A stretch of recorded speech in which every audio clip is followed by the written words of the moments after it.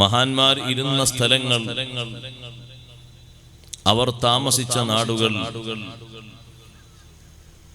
അവരുടെ പാദസ്പർശം കൊണ്ട് അനുഗ്രഹീതമായ ഭൂമികൾ,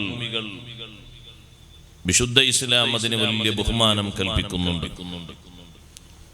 മുസ്ലിങ്ങൾക്ക് ആ ബഹുമാനം സ്വീകരിക്കാതിരിക്കാൻ കഴിയില്ല. ഈമാനുള്ളവരാണെങ്കിൽ ആ സ്ഥലങ്ങളുടെ ബഹുമാനങ്ങളൊക്കെ സ്വീകരിക്കേണ്ടി വരും. ഈമാനില്ലാത്തവർക്ക് എല്ലാ സ്ഥലങ്ങളും ഒരുപോലെയാണ്, എല്ലാ വ്യക്തികളും ഒരുപോലെയാണ്, എല്ലാ സമയങ്ങളും ഒരുപോലെയാണ്, എല്ലാ വസ്തുക്കളും ഒരുപോലെയാണ്.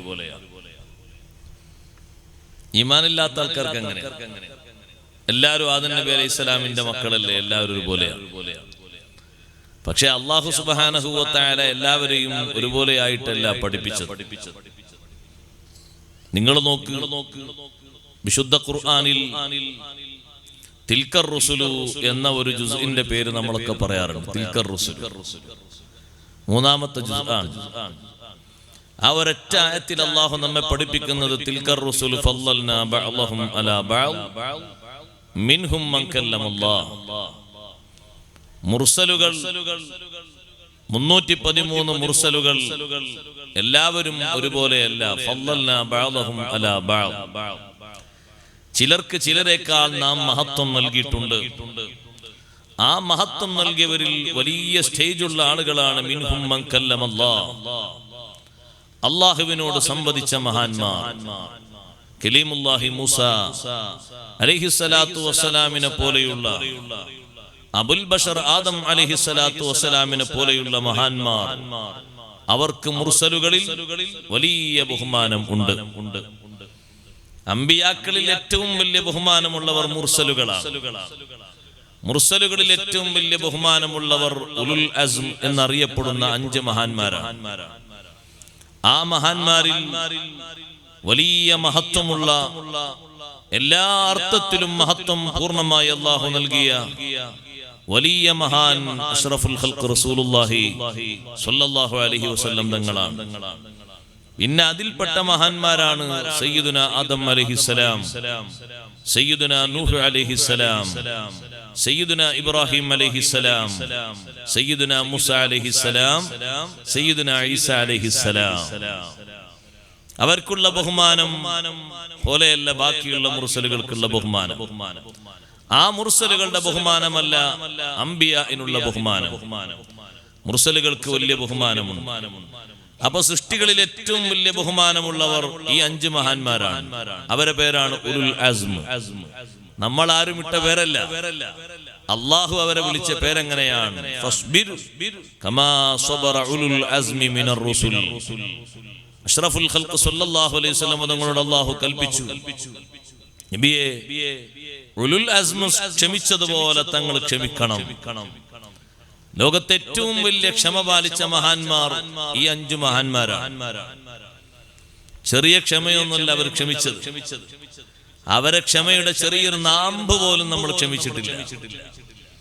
അവർ ക്ഷമിച്ചതുപോലെ ക്ഷമിക്കണം. അതിനാണ് സബർ എന്ന് പറയുന്നത്. ചെറിയ എന്തെങ്കിലും വിഷയങ്ങൾ വരുമ്പോ ചെറിയൊരു സഹനം പാലിക്കുന്നതൊന്നുമല്ല സബർ. സഹിക്കാൻ കഴിയാത്ത അത്രയും വലിയ പരീക്ഷണങ്ങൾ വരുമ്പോൾ മനസ്സ് തുറന്ന് അൽഹംദുലില്ലാ എന്ന് പറയാൻ കഴിയണം. ആരും കരയുന്ന, ആരും സാന്ത്വനിപ്പിക്കുന്ന വിഷയങ്ങൾ വരുമ്പോൾ അൽഹംദുലില്ലാ എന്ന് പറയാൻ പറ്റുന്ന സബർ. അല്ലാഹുവാണ് എനിക്ക് ഈ വിഷയം ഇങ്ങനെ ഖളാ ആക്കിയത്, ഞാൻ അതിൽ പൂർണ്ണമായും അല്ലാഹുവിന് ശുക്ർ ചെയ്യുന്നവനാണ്. അല്ലാഹു എനിക്ക് ഖളാ ആക്കിയ, കണക്കാക്കി ഈ വിഷയത്തിൽ എനിക്കൊരു പൊരുത്തക്കേടുമില്ല. നിങ്ങൾ നോക്ക്, നമുക്കെവിടെ ക്ഷമ? വേറെ ആർക്കെങ്കിലും അല്ലാഹു എന്തെങ്കിലും പുരോഗതി കൊടുത്താൽ അതിൽ പോലും ക്ഷമിക്കാൻ കഴിയാത്തവരാ നമ്മൾ, അല്ലേ? ഒരാൾക്ക് അല്ലാഹു എന്തെങ്കിലും ഉയർച്ച കൊടുത്തു, ദീനിയായിട്ടോ ദുന്യവിയായിട്ടോ, അപ്പൊ നമ്മളെ മനസ്സിങ്ങനെ ചൊറിയാണ്, എന്താ അയാൾക്ക് അങ്ങനെ കിട്ടാൻ, അത്ര വലിയ സ്ഥാനം കൊടുക്കാൻ? അല്ലാഹു അല്ലേ കൊടുത്തു. നമ്മൾ അൽഹംദുലില്ലാ എന്ന് പറഞ്ഞ പോലെ നമുക്ക് തരാത്തത് കൊണ്ട് മറ്റൊരാൾക്ക് കൊടുക്കാൻ പാടില്ല എന്ന് പറയാൻ പറ്റൂലല്ലോ. അല്ലാഹു അല്ലേ അയാൾക്ക് കൊടുത്തത്, അയാളെ വലിയ ഒരു കോടീശ്വരനാക്കി. നമ്മളെന്താ ചെയ്യാ? അൽഹംദുലില്ലാ, സമൂഹത്തിൽ ഒരുപാട് ദൗത്യങ്ങൾ നിർവഹിക്കാനുള്ള വകുപ്പ് അയാൾക്ക് അല്ലാഹു കൊടുത്തില്ലേ? കൊടുത്തവൻ അല്ലാഹുവല്ലേ. നമുക്കതിൽ യാതൊരു കുറവും തോന്നാൻ പാടില്ല. നമ്മളെ കൂടെ പഠിച്ച കൂട്ടത്തിൽപ്പെട്ട ഒരാൾ അല്ലാഹു വലിയ ആലിമാക്കി നോക്കിക്കോ. അപ്പൊ നമ്മൾ പറയും നമ്മളെ കൂടെ മദ്രസ പഠിച്ച ആളാണ്, അതുകൊണ്ട് അയാൾക്ക് അല്ലാഹു ഇൽമു നൽകി ആദരിച്ചു. അൽഹംദുലില്ലാ, നമ്മൾ അതിൽ സന്തോഷിക്കുക, അല്ലാഹുവിന് ശുക്ർ ചെയ്യുക. അവിടെ തിരുത്താനോ അല്ലെങ്കിൽ അത് കുറവാക്കുന്ന ഒരു മനസ്ഥിതിയോ നമുക്കുണ്ടായാൽ നമ്മൾ ആ വിഷയം അംഗീകരിച്ചില്ല എന്നാണ് അർത്ഥം. അപ്പൊ അല്ലാഹു സുബ്ഹാനഹു വ തആല എല്ലാവരെയും ഒരുപോലെയല്ല, വ്യത്യസ്തരാക്കിയിട്ടുണ്ട്. എല്ലാവരും ഒരുപോലെയാണെന്നുള്ള കാഴ്ചപ്പാട് അത് ഈമാനിന്റെ കുറവാണ്. എല്ലാവരും ഒരുപോലെയല്ല, എല്ലാ നാടുകളും ഒരുപോലെയല്ല.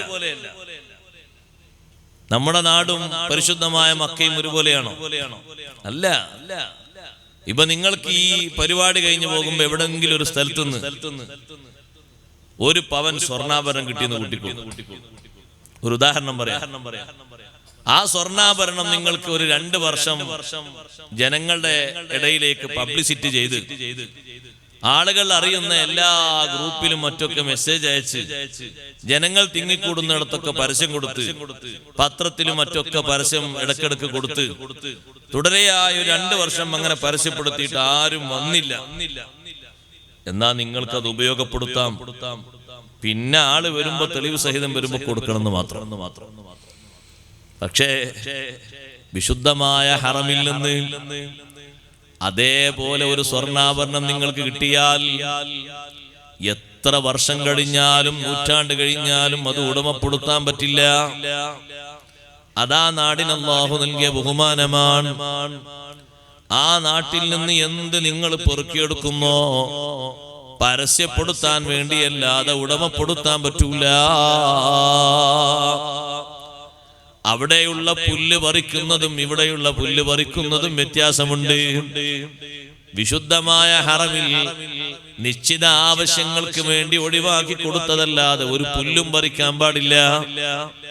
നമ്മളെ നാട്ടിലോ ഒരു പുല്ല് മുളച്ചു വന്ന് പറിച്ചാൽ എന്തെങ്കിലും കേടുണ്ടോ? അതവിടെ വൃത്തിയാക്കാനാണെന്ന് നമ്മൾ പറയും.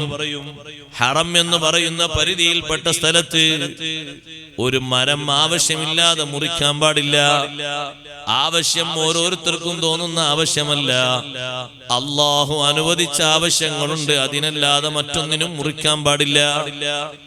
പുല്ല് പറിക്കുന്നത് പോലും വിലക്കേർപ്പെടുത്തപ്പെട്ട ബഹുമാനമുള്ള സ്ഥലമാണത്. ഒരു റക്അത്ത് നിസ്കരിച്ചാൽ 1 മിനിറ്റ് ഇത്തികാഫിരുന്നാൽ ഒരൊറ്റ പ്രാവശ്യം ഒരു ദിക്ർ ചൊല്ലിയാൽ 1 പ്രാവശ്യം ഒന്ന് വിശുദ്ധമായ കഅബയിലേക്കൊന്ന് നോക്കിയാൽ അതിന് ലഭിക്കുന്ന പ്രതിഫലം നമ്മുടെ നാട്ടിൽ എവിടെ കിട്ടാനാണ്? ഏത് പള്ളിയിൽ ലഭിക്കാനാണ്? ഏത് മഖ്ബറയിൽ കിട്ടാനാണ്? ഏത് ദിക്റിന്റെ മജ്ലിസിൽ ലഭിക്കാനാണ്? ഒരൊറ്റ സ്ഥലത്തും അല്ലാഹു നൽകിയിട്ടില്ല. ഏറ്റവും വലിയ ബഹുമാനമല്ലേ ആ നാടിന് അല്ലാഹു നൽകിയത്? എന്താണ് ആ നാടിന് അത്രയും വലിയ ബഹുമാനം നൽകാനുള്ള കാരണം? ഖുർആനിലൂടെ അല്ലാഹു തആല തന്നെ പഠിപ്പിച്ചു, ലാ ഉഖ്സിമു ബിഹാദൽ ബലദി വഅൻത ഹില്ലും ബിഹാദൽ ബലദ്. ഈ നാടിനെ കൊണ്ട് ഞാൻ സത്യം ചെയ്യുന്നു, പരിശുദ്ധമായ മക്കയെ കൊണ്ട്. എങ്ങനെ സത്യം ചെയ്യാതിരിക്കും നബിയെ? വഅൻത ഹില്ലും ബിഹാദൽ ബലദ്. ഈ നാട്ടിലല്ലേ അങ്ങ് പിറക്കുന്നത്? ഈ നാട്ടിലല്ലേ അങ്ങ് വന്ന് താമസിക്കുന്നത്? ജീവിതത്തിന്റെ ബഹുഭൂരിഭാഗം തങ്ങൾ താമസിച്ചതും വിശുദ്ധമായ മക്കയിലാണ്. നുബുവത്തിന്റെ വർഷങ്ങളിൽ കൂടുതലും ചെലവഴിച്ചത് വിശുദ്ധമായ മക്കയിലാണ്. പ്രബോധന മേഖലയിൽ കൂടുതലും ചെലവഴിച്ചത് വിശുദ്ധമായ മക്കയിലാണ്. ആ മക്കയിൽ വലിയ ബഹുമാനം അല്ലാഹു നൽകാനുള്ള കാരണവും അഷ്റഫുൽ ഖൽഖ് മുഹമ്മദുർ റസൂലുള്ളാഹി സ്വല്ലല്ലാഹു അലൈഹി വസല്ലമ തങ്ങൾ അവിടെ പിറക്കുന്നു എന്നതാണെന്ന്, തങ്ങൾ അവിടെ വന്ന് താമസിക്കുന്നു എന്നതാണെന്ന് ഖുർആനിലൂടെ സത്യം ചെയ്ത് അല്ലാഹു നമ്മെ പഠിപ്പിച്ചു. പഠിപ്പിക്കുമ്പോ ആ നാടിനുള്ള മഹത്വം മറ്റേത് മഹാന്മാരും ജനിച്ച നാടുകളെ പോലെയല്ല. അതിനൊന്നും മഹത്വം ഇല്ലെന്നല്ല പറഞ്ഞത്. അപ്പൊ എല്ലാ നാടുകളും ഒരുപോലെയല്ല, എല്ലാ സ്ഥലങ്ങളും ഒരുപോലെയല്ല. മഹാരഥന്മാര് താമസിച്ച സ്ഥലം, അവര് ഇരുന്ന സ്ഥലം, അതിന് വലിയ ബഹുമാനം അല്ലാഹു നൽകിയിട്ടുണ്ട്. ഈ മാസത്തിലല്ലേ സയ്യിദുനാ റസൂലുള്ളാഹി സ്വല്ലല്ലാഹു അലൈഹി വസല്ലം ഇസ്റാ നടത്തിയത്. ഇസ്റാഇന് വേണ്ടി മക്കയിൽ നിന്ന് വാഹനത്തിൽ തങ്ങൾ പുറപ്പെടുമ്പോ കുറച്ചങ്ങ് വാഹനം നീങ്ങിയപ്പോ ബഹുമാനപ്പെട്ട ജിബ്രീൽ അലൈഹിസ്സലാം തങ്ങളോട് പറഞ്ഞില്ലേ, ഇൻസിൽ, ഒന്നിറങ്ങണം നബിയേ, ഫസല്ലി ഹാഹുനാ റകഅതൈൻ, ഇവിടെ ഇറങ്ങിയിട്ടൊരു 2 റക്അത്ത് നിസ്കരിക്കണം. ആദ്യം നിസ്കരിച്ച് വാഹനത്തിലേക്ക് കയറുമ്പോ തങ്ങൾ ചോദിച്ചു, ഇതേതാണ് നാട്? ആ സമയത്ത് ജിബ്രീൽ അലൈഹിസ്സലാം പറഞ്ഞു, ഹാദിഹി ത്വയ്ബ, ഇത് ത്വയ്ബയാണ്, ത്വബയാണ്, മദീനയാണ്. അങ്ങേക്ക് ഹിജറ വന്ന് താമസിക്കാനുള്ള ഇടമാണിത്. തങ്ങളപ്പോൾ മദീനയിൽ എത്തിയിട്ടില്ല. മദീനയിൽ എത്തുന്നതിന്റെ മുമ്പ് തന്നെ ഒന്ന് നിസ്കരിച്ച് ആ നാടിനെ തങ്ങളൊന്ന് അലങ്കരിക്കുകയാണ്. ആ വിശുദ്ധമായ മദീനയിലാണ് നബി സല്ലല്ലാഹു അലൈഹി വസല്ലം ഇസ്റാഇന് പോകുമ്പോ ആദ്യം ഇറങ്ങി ഒന്ന് നിസ്കാരം നടത്തിയത്. കുറച്ചുകൂടി വാഹനം മുന്നോട്ട് നീങ്ങിയപ്പോ വീണ്ടും നിർദ്ദേശം വരുന്നു, ഇൻസിൽ ഹാഹുനാ ഫസല്ലി റകഅതൈൻ, ഇറങ്ങിയിട്ട് 2 റക്അത്ത് നിസ്കരിക്കണം നബിയേ. നിസ്കാരം കഴിഞ്ഞപ്പോ ചോദിച്ചു, ഇതെവിടെയാണ് പ്രദേശം? ഞാൻ നിസ്കരിച്ചത് എവിടെയാണ്? ജിബ്രീൽ അലൈഹിസ്സലാം മറുപടി കൊടുക്കുന്നു, തങ്ങൾ ഈ നിസ്കരിച്ചത് മദിയൻ എന്ന പ്രദേശത്താണ്. എന്താണ് ഈ പ്രദേശത്തിനുള്ള ബഹുമാനം? നബിമാരിൽ വലിയ കാരണവരായിരുന്ന ബഹുമാനപ്പെട്ട ശുഐബ് നബി അലൈഹിസ്സലാം, അവരുടെ പാദസ്പർശം കൊണ്ട് അനുഗ്രഹീതമായ മണ്ണാണ്.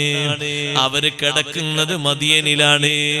അവരുടെ മഖ്ബറ കൊണ്ടും അവരുടെ കാൽപാദം കൊണ്ടും അവരുടെ ദഅവത്ത് കൊണ്ടും അനുഗ്രഹീതമായ നാടിന് വലിയ ബറക്കത്തുണ്ട്. ഇറങ്ങി 2 റക്അത്ത് നിസ്കരിക്കുന്നു. പിന്നെയും വാഹനം മുന്നോട്ട് പോകുമ്പോ മൂന്നാമതായി പറയുന്നു, ഇൻസിൽ ഫസല്ലി റകഅതൈൻ, ഇറങ്ങിയിട്ട് 2 റക്അത്ത് നിസ്കരിക്കണം നബിയേ. മസ്ജിദുൽ അഖ്സയിൽ എത്തുന്നതിന്റെ മുമ്പ് യാത്രക്കിടയിൽ ബറക്കത്തുള്ള സ്ഥലങ്ങളിൽ ഇറങ്ങി ബറക്കത്തെടുക്കണം. ഗൾഫിലേക്ക് പോകുന്ന സഹോദരങ്ങളോട്, ദീർഘദൂര യാത്ര നടത്തുന്നവരോട്, യാത്രക്കിടയിൽ വലിയ വലിയ മസാറുകൾ കാണുമ്പോൾ ഒന്ന് സലാം പറയാൻ മറന്നുകൂടാ. കഴിയുമെങ്കിൽ സമയമുണ്ടെങ്കിൽ ഒന്ന് ഇറങ്ങിയിട്ട് ആ പരിസരത്തുള്ള പള്ളിയിൽ ഒന്ന് 2 റക്അത്ത് നിസ്കരിച്ച് അവിടെ കിടക്കുന്ന മഹാനോടൊരു സലാം പറയണം. അത് വലിയൊരു പുണ്യകർമ്മമാണ്. ഡയറക്റ്റായി മക്കയിൽ നിന്ന് ബൈത്തുൽ മഖ്ദിസിലേക്ക് പോകാൻ ബുറാഖിന് വഴിയറിയാത്തത് കൊണ്ടല്ല, ജിബ്രീൽ അലൈഹിസ്സലാമിന് വഴി കാണിക്കാൻ കഴിയാത്തത് കൊണ്ടല്ല. പക്ഷേ യാത്ര ചെയ്യേണ്ടത് അങ്ങനെയല്ലല്ലോ. ഇടക്ക് ബഹുമാനമുള്ള സ്ഥലങ്ങൾ ഉണ്ടാകുമ്പോൾ ആ സ്ഥലങ്ങളെ ഒന്ന് പരിഗണിക്കണം, അവയെ ഒന്ന് ബഹുമാനിക്കണം. ആ ബഹുമാനം കൊണ്ട് അല്ലാഹുവിനോട് ബഹുമാനം ചോദിക്കണം. ആ സ്ഥലത്തൊന്ന് ഇറങ്ങിയിട്ട് ബറക്കത്തെടുക്കണം. മൂന്നാമത്തെ സ്ഥലത്ത് പറയുന്നു, ഇറങ്ങിയിട്ട് 2 റക്അത്ത് നിസ്കരിക്കണം. ഏതാണ് ജിബ്രീൽ അലൈഹിസ്സലാം? ഈ സ്ഥലം ഏതാണ്? ജിബ്രീൽ അലൈഹിസ്സലാം പറയുന്നു, സ്വല്ലൈത ബിത്തൂരി സീനാ, തങ്ങൾ നിസ്കരിച്ചത് തൂരി സീനാ പർവ്വതത്തിലാണ്. എന്താണ് ആ പർവ്വതത്തിനുള്ള ബഹുമാനം? വലിയ ബഹുമാനമല്ലേ ആ പർവ്വതത്തിനുള്ളത്? കലീമുല്ലാഹി മൂസ അലൈഹിസ്സലാം അള്ളാഹുവിനോട് സംവദിക്കാൻ വേണ്ടി അല്ലാഹു തആല നിശ്ചയിച്ചു കൊടുത്ത സ്ഥലമാണ് തൂരി സീനാ. അള്ളാഹ്ക്കുള്ള സ്ഥലമല്ല, മൂസാ നബിക്ക് നിൽക്കാനുള്ള സ്ഥലം. അല്ലാഹു തആല നിൽക്കാൻ തൂരി സീനയെ സെലക്ട് ചെയ്ത് അല്ലാഹു തആലക്ക് സ്ഥലമല്ല. ഉണ്ടോ? അല്ലാഹു തആല തൂരി സീനയ്ക്ക് മാത്രം വന്നിട്ട് സംസാരിക്കുള്ളൂ. അല്ലാഹു തആലക്ക് നിൽക്കാനല്ല, അള്ളാഹുവിന്റെ കലാമ് കേൾക്കുന്നതിന് മൂസാ നബി അലൈഹിസ്സലാമിന് നിൽക്കാൻ. ആ അല്ലാഹു തആല മൂസാ നബി അലൈഹിസ്സലാമിനെ തൂരി സീനയിലേക്ക് വിളിച്ചു വരുത്തുമ്പോ അതിന്റെ തൊട്ടടുത്തെത്തിയ സമയത്ത് റബ്ബ് സുബ്ഹാനഹു വ തആല പറഞ്ഞു, ഇന്നക ബിൽ വാദിൽ മുഖദ്ദസി തുവാ. മൂസാ നബിയെ, നിങ്ങൾ പരിശുദ്ധമായ ഒരു താഴ്വരയിലാണ്. അതുകൊണ്ട് ഫഖ്ലഅന അലൈക്, ചെരുപ്പഴിച്ചു വെക്കണം. ചെരുപ്പിട്ട് ഇങ്ങോട്ട് കയറാൻ പറ്റൂല, ചെരുപ്പഴിച്ചു വെക്കണം. ഇന്ന് നമ്മൾ തൂര് സീന കാണാൻ വേണ്ടി പോകുമ്പോ അവിടെയുണ്ട് അതേ ആയത്ത് എഴുതി വെച്ചിട്ടുള്ളത്, ഫഖ്ലഅന അലൈക ഇന്നക ബിൽ വാദിൽ മുഖദ്ദസി തുവാ. ചെരുപ്പഴിച്ച് മേലോട്ട് കയറണം. ചെരുപ്പിട്ട് കയറാൻ പറ്റില്ല. അവിടെ പള്ളി ഉണ്ടാ? പള്ളി കാണുന്നില്ല, പക്ഷെ ചരിത്രത്തിൽ ഹദീസിൽ അവിടെ ഒരു പള്ളി ഉണ്ട് എന്ന് പറയുന്നുണ്ട്. ഇപ്പൊ നമ്മളവിടെ പോയി കാണുമ്പോഴുള്ള പള്ളി ചർച്ച. ഇപ്പൊ നിലവിലുള്ളത് അങ്ങനെ. പക്ഷെ ഹദീസിൽ അവിടെ പറ്റിയ ഒരു പള്ളിയെ പറ്റി പറയുന്നുണ്ട്. മസീഹുദ് ദജ്ജാൽ വരുമ്പോ 4 പള്ളിയിലേക്കും അതിന്റെ പരിസരത്തിലേക്കും അവന്റെ കാലുകുത്തുകയില്ലെന്ന് സയ്യിദുനാ റസൂലുള്ളാഹി സ്വല്ലല്ലാഹു അലൈഹി വസല്ലം എണ്ണിയപ്പോ, ഒന്ന് പരിശുദ്ധമായ മസ്ജിദുൽ ഹറാം, അതിന്റെ പരിസരം ഹറം.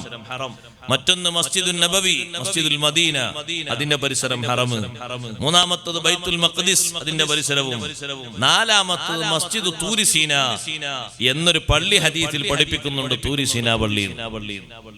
ഒരു പക്ഷേ ഇനി കാലങ്ങളെ കൊണ്ട് പള്ളി വരുമായിരിക്കും. ഏതായാലും അങ്ങനെ ഒരു പള്ളിയും ആ പള്ളിയിൽ മുഅ്മിനീങ്ങൾ അന്ന് താമസിക്കുന്നുണ്ട്. ദജ്ജാൽ പ്രവേശിക്കാത്ത 4 സ്ഥലങ്ങൾ അതേ ഉള്ളൂ. ബാക്കി എല്ലാ സ്ഥലങ്ങളിലേക്കും എത്തും. അതിൽ ആ പറഞ്ഞ 4-ൽ 1 നമ്മുടെ നാട്ടിലില്ല, ഇന്ത്യയിലില്ല. ഉണ്ടോ? ആ പറഞ്ഞ 4-ൽ 1 നമ്മുടെ നാട്ടിലില്ലല്ലോ. അതൊക്കെ ആ പരിശുദ്ധമായ സ്ഥലത്തല്ലേ ഉള്ളത്. എന്താ ദജ്ജാലിന് അങ്ങോട്ട് മാത്രം പ്രവേശനത്തിനൊരു വിലക്കേർപ്പെടുത്തപ്പെട്ടത്? അല്ലാഹു തആല അവിടെ മലക്കുകളെ കൊണ്ട് പ്രത്യേക കാവൽ നൽകിയിരിക്കുകയാണ്. മദീനയിലേക്ക് കടക്കാൻ വേണ്ടി, ബൈത്തുൽ മഖ്ദിസിലേക്ക് കടക്കാൻ വേണ്ടി ഒരു പഴുതൊക്കെ അവൻ ഇങ്ങനെ നോക്കും. പക്ഷേ ചുറ്റും നിൽക്കുന്നത് മലക്കുകളാണ്. വലിയ സംഖ്യ മലക്കുകൾ, സൈന്യം മലക്കുകൾ ചുറ്റും നിന്ന് കാവൽ നൽകുന്നു. ഒരൊറ്റ പഴുത് വിടാതെയാണ് അവർ സൊഫായി നിൽക്കുന്നത്. അതുകൊണ്ട് കയറാൻ പറ്റൂല, ഒരു വഴിയും കാണൂല. അങ്ങനെ അവസാനം നട്ടം തിരിയുന്ന സമയത്താണ് ബഹുമാനപ്പെട്ട റൂഹുല്ലാഹി ഈസാ അലൈഹിസ്സലാം അവനെ വകവരുത്തുന്നത്.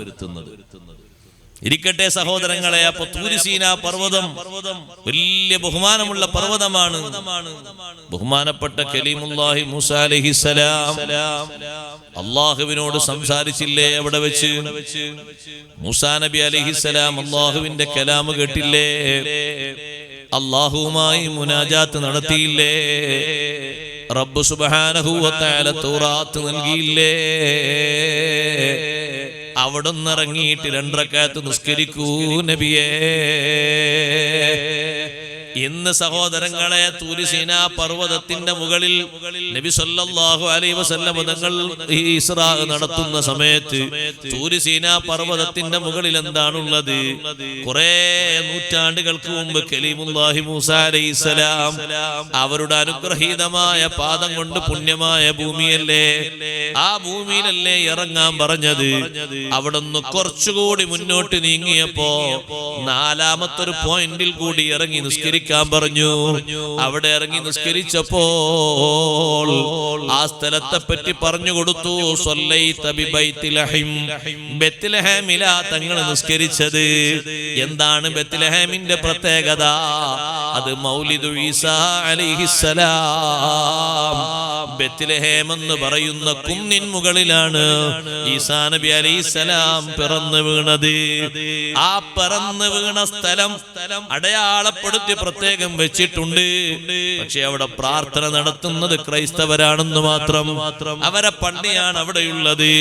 ആ സ്ഥലം അടയാളപ്പെടുത്തിയത് ഇന്നും പോയി നോക്കുന്ന ആളുകൾക്ക് കാണാം. ഈസാ നബി അലൈഹിസ്സലാം ജനിച്ച സ്ഥലമാണെന്ന് അവർ നമുക്ക് കാണിച്ചു തരും. പ്രത്യേകം അടയാളപ്പെടുത്തി വെച്ചിട്ടുണ്ട്.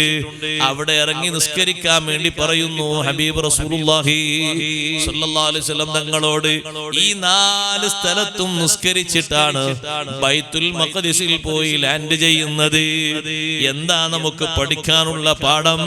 മഹാന്മാര് എവിടെ ഇരുന്നോ, അവര് ജനിച്ചോ, അവര് സഞ്ചരിച്ചോ, അവര് താമസിച്ചോ, ആ പ്രതലങ്ങൾക്ക് പരിശുദ്ധിയുണ്ട്, വലിയ ബഹുമാനമുണ്ട്.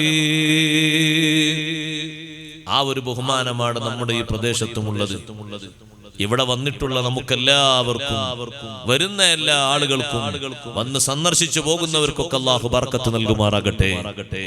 ഇവിടെ താമസിച്ചിരുന്ന ബഹുമാനപ്പെട്ട ബാബാ ഫഖ്റുദ്ദീൻ ഖദ്ദസല്ലാഹു സിർറഹുൽ അസീസ്, അവരെ ബർക്കത്ത് കൊണ്ട് അല്ലാഹു നമ്മെ അനുഗ്രഹിക്കുമാറാകട്ടെ. അവരിവിടെ വന്ന് താമസിച്ചു എന്നുള്ള തന്നെ ബർക്കത്ത്. നമുക്ക് പലർക്കും അവരെ മക്ബർ ഇവിടെ ഉണ്ടായില്ല എന്നല്ല, പക്ഷെ നമ്മളിവിടെ ഒരുമിച്ച് കൂടുന്നതും ഒക്കെ അവരെ പേരിലാണല്ലോ. അത് വലിയ സന്തോഷമുള്ളൊരു അമലാണ്. അതുകൊണ്ട് എല്ലാ സ്ഥലങ്ങളും ഒരുപോലെ, എല്ലാ സമയങ്ങളും ഒരുപോലെ, മുഅ്മിനീങ്ങൾക്ക് ഒരുപോലെ ആകാൻ പാടില്ല. എല്ലാ സമയങ്ങളും ഒരുപോലെ ആണോ? ഇന്നലത്തെ പകലും ഇന്നത്തെ പകലും ഒരുപോലെ ആണോ? അങ്ങനെയാണെങ്കിൽ നമ്മളെ നമ്മളെ കാര്യം കഷ്ടാണ്. എല്ലാ ദിവസവും ഒരുപോലെ ആകാൻ പാടില്ല. ഇന്നലെ എന്താ ഉസ്താദേ? ഇന്നലെ വ്യാഴാഴ്ച, ഇന്ന് വെള്ളിയാഴ്ച. പ്രത്യേകത ഒന്നുമില്ലേ? എന്ത് പ്രത്യേകത? ഇന്നലെയും സൂര്യൻ ഉദിച്ചത് കിഴക്കിൽ നിന്നാണ്, ഇന്ന് ഉദിച്ചത് കിഴക്കിൽ നിന്നാണ്. അങ്ങനെ പറഞ്ഞാൽ മതിയോ? ഇന്നത്തെ ദിവസത്തിന്റെ ബഹുമാനമായി പരിഗണിക്കാൻ മുഅ്മിനീങ്ങൾക്ക് കഴിയണം. ഇന്നൊരുപാട് സുന്നത്തുകൾ ഇന്നലെ നിർവഹിക്കാൻ കൽപ്പിക്കപ്പെടാത്തത് ഇന്നുണ്ട്. എത്ര സുന്നത്തുകളാണ് ഇന്ന് നമ്മളോട് കൽപ്പിക്കപ്പെട്ടത് വെള്ളിയാഴ്ച ദിവസം. ഇന്നലെ നമ്മൾ വ്യാഴാഴ്ച ദിവസം ഉച്ചക്ക് പള്ളിയിലേക്ക് വരുമ്പോലെയല്ല ഇന്ന് വരുന്നത്. ഇന്നലെ വരുമ്പോൾ കൽപ്പിക്കപ്പെടാത്ത ഒരു കാര്യം പള്ളിയിലേക്ക് ഇന്ന് വീട്ടിൽ നിന്ന് വരുമ്പോൾ ഉണ്ട്. എന്താണത്? വീട്ടിൽ നിന്ന് പള്ളിയിലേക്ക് വരുന്ന, ജുമുഅക്ക് വരുന്ന മുസ്ലിം സഹോദരൻ യസ്തഗിലു ഫീ ത്വരീഖിഹി വഹുദൂരിഹി ബിദ്ദിക്രി വസ്സലാത്ത്, ദിക്റ് കൊണ്ടും സ്വലാത്ത് കൊണ്ടും മുഴുകണം. വീട് വിട്ട് പള്ളിയിലെത്തുന്നത് വരെ ദിക്റും സ്വലാത്തുമാകണം. ഭൗതിക സംസാരങ്ങൾ ഇന്ന് ലിമിറ്റ് ചെയ്യേണ്ട ദിവസമാണ്. കാരണം ഇന്ന് വെള്ളിയാഴ്ച ദിവസമാണ്. വെള്ളിയാഴ്ച ഇബാദത്താക്കി അല്ലാഹു നൽകിയത് ഈ ഉമ്മത്തിന് മാത്രമാണ്. മുൻഗാമികളിൽ ഒരു സമൂഹത്തിനും വെള്ളിയാഴ്ച ഒരു പ്രത്യേക ഇബാദത്ത് അല്ലാഹു നൽകിയിട്ടില്ല. നിങ്ങൾ കണ്ടില്ലേ, നസ്വാറാക്കൾക്ക് അല്ലാഹു പഴയ കാലത്ത് ഇബാദത്തിൽ നിശ്ചയിച്ചു കൊടുത്ത ദിവസം ഏതാണ്? യൗമുൽ അഹദ്, ഞായറാഴ്ചയാണ്. യഹൂദികൾക്ക് അല്ലാഹു നിശ്ചയിച്ചു കൊടുത്ത ദിവസം ഏതാണ്? യൗമുസ് സബ്ത്, ശനിയാഴ്ചയാണ്. ഏറ്റവും ശ്രേഷ്ഠതയുള്ള വെള്ളിയാഴ്ച ഒരു പ്രത്യേക ഇബാദത്ത് കൊണ്ട്, പ്രത്യേക ദുആ കൊണ്ട്, പ്രത്യേക സുന്നത്തുകളെ കൊണ്ട് അല്ലാഹു ഭാഗ്യം നൽകിയത് ഉമ്മത്ത് മുഹമ്മദ് സല്ലല്ലാഹു അലൈഹി വസല്ലം. ഈ ഉമ്മത്തിന് മാത്രമാണ്.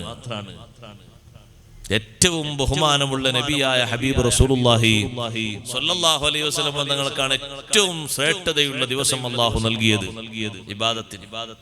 അതാണ് വെള്ളിയാഴ്ച. ഒരുപോലെ കാണാൻ പറ്റൂല. ഇന്നലെ നമ്മൾ ആരും അൽകഹഫ് ഓതാൻ കൽപ്പിക്കപ്പെട്ടോ? ഇന്നലെ വ്യാഴാഴ്ച പകല്, ഇന്ന് വെള്ളിയാഴ്ച അൽകഹഫ് ഓതാൻ കൽപ്പിക്കപ്പെട്ടവരാ. സ്വലാത്ത് ധാരാളം ചൊല്ലാൻ കൽപ്പിക്കപ്പെട്ടവരാണ്. ദുആഇന് ഉത്തരം കിട്ടുന്ന ഒരു സമയമുണ്ട് ഇന്ന് പകല്. ആ സമയം ഏതാണെന്നൊക്കെ മഹാന്മാർ എണ്ണിപ്പറഞ്ഞ സമയം നോക്കിയിട്ട് മുതലാക്കണം. ആ ചാൻസ് നേടിയെടുക്കണം എന്ന് ഒരുപോലെ പുരുഷന്മാരോടും സ്ത്രീകളോടും കൽപ്പനയുണ്ട്. പള്ളിയിൽ വരുന്ന ആളുകൾക്ക് മാത്രമല്ല അത്. വെള്ളിയാഴ്ച ദിവസം ഇന്ന ഫീഹാ ലസഅതൻ, വെള്ളിയാഴ്ച ദിവസത്തിൽ ഒരു സമയമുണ്ട്. ലാ യുവാഫിഖുഹാ അബ്ദുൻ മുസ്ലിമുൻ ഇല്ലാ അജാബഹുല്ലാഹ്. ആ സമയത്തോട് ഒത്തുകൊണ്ട് പ്രാർത്ഥിക്കുന്ന ഏതൊരു മുസ്ലിമിന്റെ ദുആയുണ്ടോ അല്ലാഹ് സ്വീകരിച്ചുപോയി. എത്ര വെള്ളിയാഴ്ചകൾ നമുക്ക് കഴിഞ്ഞുപോയി സഹോദരാ. ആ ചാൻസ് നമ്മൾ മുതലാക്കിയിട്ടുണ്ടോ? നേടിയെടുക്കാൻ വേണ്ടി ശ്രമിച്ചിട്ടുണ്ടോ? ശ്രമിക്കേണ്ടതില്ലേ? വെള്ളിയാഴ്ച കൊണ്ട് നേടിയെടുക്കേണ്ടതല്ലേ? ആ വെള്ളിയാഴ്ച കൊണ്ട് മുതലാക്കിയ മഹാന്മാരായ ആളുകൾ ഓരോ വെള്ളിയാഴ്ചയും പ്രത്യേകം പരിഗണിച്ചുകൊണ്ട് വെള്ളിയാഴ്ച രാവിലെ ആകുമ്പോഴേക്ക് സജീവമായി സുന്നത്തുകളിൽ മുഴുകിപ്പോയി. ഇന്നലത്തെ ദിവസം പോലെ ആകാൻ പാടില്ല. ഇന്നത്തെ ദിവസവും അഷ്റഫുൽ ഖൽഖ് സ്വല്ലല്ലാഹു അലൈഹി വസല്ലം പറഞ്ഞു, മനിസ്തവാ യൗമാഹു ഫഹുവ മഖ്ബൂൻ. ഒരാളുടെ ഇന്നലെയും ഇന്നും ഒരുപോലെയായാൽ അവൻ നഷ്ടം സംഭവിച്ചവനാണ്. ഇന്നലെയും ഇന്നും ഒരുപോലെയാകാൻ പാടില്ല. ഇന്നും നാളെയും ഒരുപോലെയാകാൻ പാടില്ല. നാളെ നമ്മൾ ഹയാത്താകുമ്പോ, ഉറക്കിൽ നിന്ന് നമ്മൾ എഴുന്നേൽക്കുമ്പോ, ഒരു ദിവസം കൂടി അള്ളാഹുവിന്റെ ഭൂമിയിൽ ജീവിക്കാനും ശുക്ർ ചെയ്യാനും അള്ളാഹു നമുക്ക് അവസ്ഥ നൽകിയല്ലോ. അതുകൊണ്ട് ഇന്നത്തെ ശുക്ർ ഇന്നത്തെക്കാളും നമ്മൾ കേമമാക്കണം. നാളത്തെ ശുക്ർ മറ്റന്നാളത്തെ ശുക്ർ അതിനേക്കാളും കേമമാക്കണം. ഓരോ ദിവസവും മുസ്ലിമിന്റെ ശ്രമം അങ്ങനെയാണ് വേണ്ടത്. എല്ലാ പകലും ഒരുപോലെയാകാൻ പാടില്ല. എല്ലാ രാവും ഒരുപോലെയാകാൻ പാടില്ല. ഇപ്പൊ സഹോദരങ്ങളെ, ഇന്ന് കഴിഞ്ഞ് നാളെ രാത്രി വരുമ്പോൾ, നാളെ മഗ്രിബിന് ശേഷമുള്ള സമയവും ഇന്നത്തെ മഗ്രിബിന്റെ ശേഷമുള്ള സമയവും ഒരുപോലെയല്ല. അല്ല, നാളത്തെ മഗ്രിബിന്റെ ശേഷമുള്ള സമയം ലൈലത്തുൽ മിഅ്റാജ്, മിഅ്റാജിന്റെ രാവാണ്. അഷ്റഫുൽ ഖൽഖ് റസൂലുള്ളാഹി സ്വല്ലല്ലാഹു അലൈഹി വസല്ലം നിങ്ങൾക്ക് അല്ലാഹു നൽകിയ വലിയ ബഹുമാനം. ലോകത്തൊരൊറ്റ കുട്ടിക്കും അല്ലാഹു നൽകാത്ത ബഹുമാനം. ഇനി ആ ഒരു ബഹുമാനത്തിന്റെ തലത്തിലേക്ക് നമ്മളൊക്കെ എത്തണമെങ്കിൽ ആഖിറത്തിൽ എത്തണം, അല്ലേ? അള്ളാഹുവിനെ കാണുക എന്നുള്ളത് ചെറിയ ബഹുമാനമല്ലല്ലോ, വലിയ ബഹുമാനല്ലേ? വലിയ ബഹുമാനമല്ലേ അള്ളാഹുവിനെ കാണുക എന്നുള്ളത്? അള്ളാഹുവിനെ കൂടുതൽ മഹബ്ബത്ത് വെച്ച സ്വഹാബിമാർ അഷ്റഫുൽ ഖൽഖ് റസൂലുള്ളാഹി സ്വല്ലല്ലാഹു അലൈഹി വസല്ലം തങ്ങളോട് ചോദിച്ചു, ഹൽ നറാ റബ്ബനാ, ഞങ്ങളെ റബ്ബിനെ കാണുമോ നബിയെ ഖിയാമത്ത് നാളിൽ? തങ്ങൾ പറഞ്ഞു, നിങ്ങൾ അല്ലാഹുവിനെ കാണും. സതറൗന റബ്ബക്കും കമാ തറൗനൽ ഖമറ ലൈലത്തുൽ ബദർ, ബദറിന്റെ രാത്രി പരിപൂർണ ചന്ദ്രനെ നിങ്ങൾ കാണും പോലെ. ലാ തുലാമൂന ഫീ റുയതിഹി, ആ പൂർണ്ണചന്ദ്രനെ കാണുന്നതിന് നിങ്ങൾക്ക് തടസ്സമുണ്ടാകാറില്ലല്ലോ. ഒരാൾക്കും തിരിച്ചറിയായ്മ ഉണ്ടാകാറില്ലല്ലോ. ഇന്ന് 14-ാം രാവാണെന്ന് എത്രയോ ദൂരത്തേക്ക് നോക്കിയിട്ട് നമ്മൾ പറയാറില്ലേ? ആർക്കെങ്കിലും ആശങ്ക വരാറുണ്ടോ? വളരെ കൃത്യമായി നിങ്ങൾ റബ്ബിനെ കാണും. എവിടെ കാണും? ഖിയാമത്ത് നാളിൽ പരലോകത്ത് വെച്ച് കാണും. അല്ലാഹു നമുക്കതിന് തൗഫീഖ് നൽകട്ടെ. മുഅ്മിനീങ്ങളെ, അല്ലാഹുവിനെ കാണുക എന്നത് വലിയ സന്തോഷമുള്ള അമലാണ്. സ്വർഗലോകത്തെത്തിയിട്ട് ഏറ്റവും വലിയ സന്തോഷം ഹൂറുല്ലീങ്ങളോട് കൂടെ സുഖിക്കലല്ല, പഴങ്ങൾ ഭക്ഷിക്കലല്ല,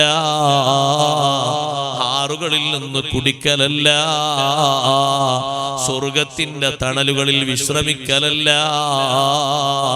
ഇണകളോടൊപ്പം ചേർന്ന് നിന്ന് കിന്നാരം പറയലല്ല, സ്വർഗത്തിലെ സൂക്കുകളിൽ ഉല്ലസിച്ച് നടക്കലല്ല, സ്വർഗത്തിലെ കൃഷിയിടങ്ങളിൽ പോയി സന്തോഷത്തോടെ ആ കൃഷി കാണലല്ല, കുടുംബസമേതം ഒരുമിച്ച് സൗകര്യമുള്ള ഒരു ഉദ്യാനത്തിൽ ഇരുന്നിട്ട് സംസാരിക്കലും ഭക്ഷണം കഴിക്കലുമല്ല.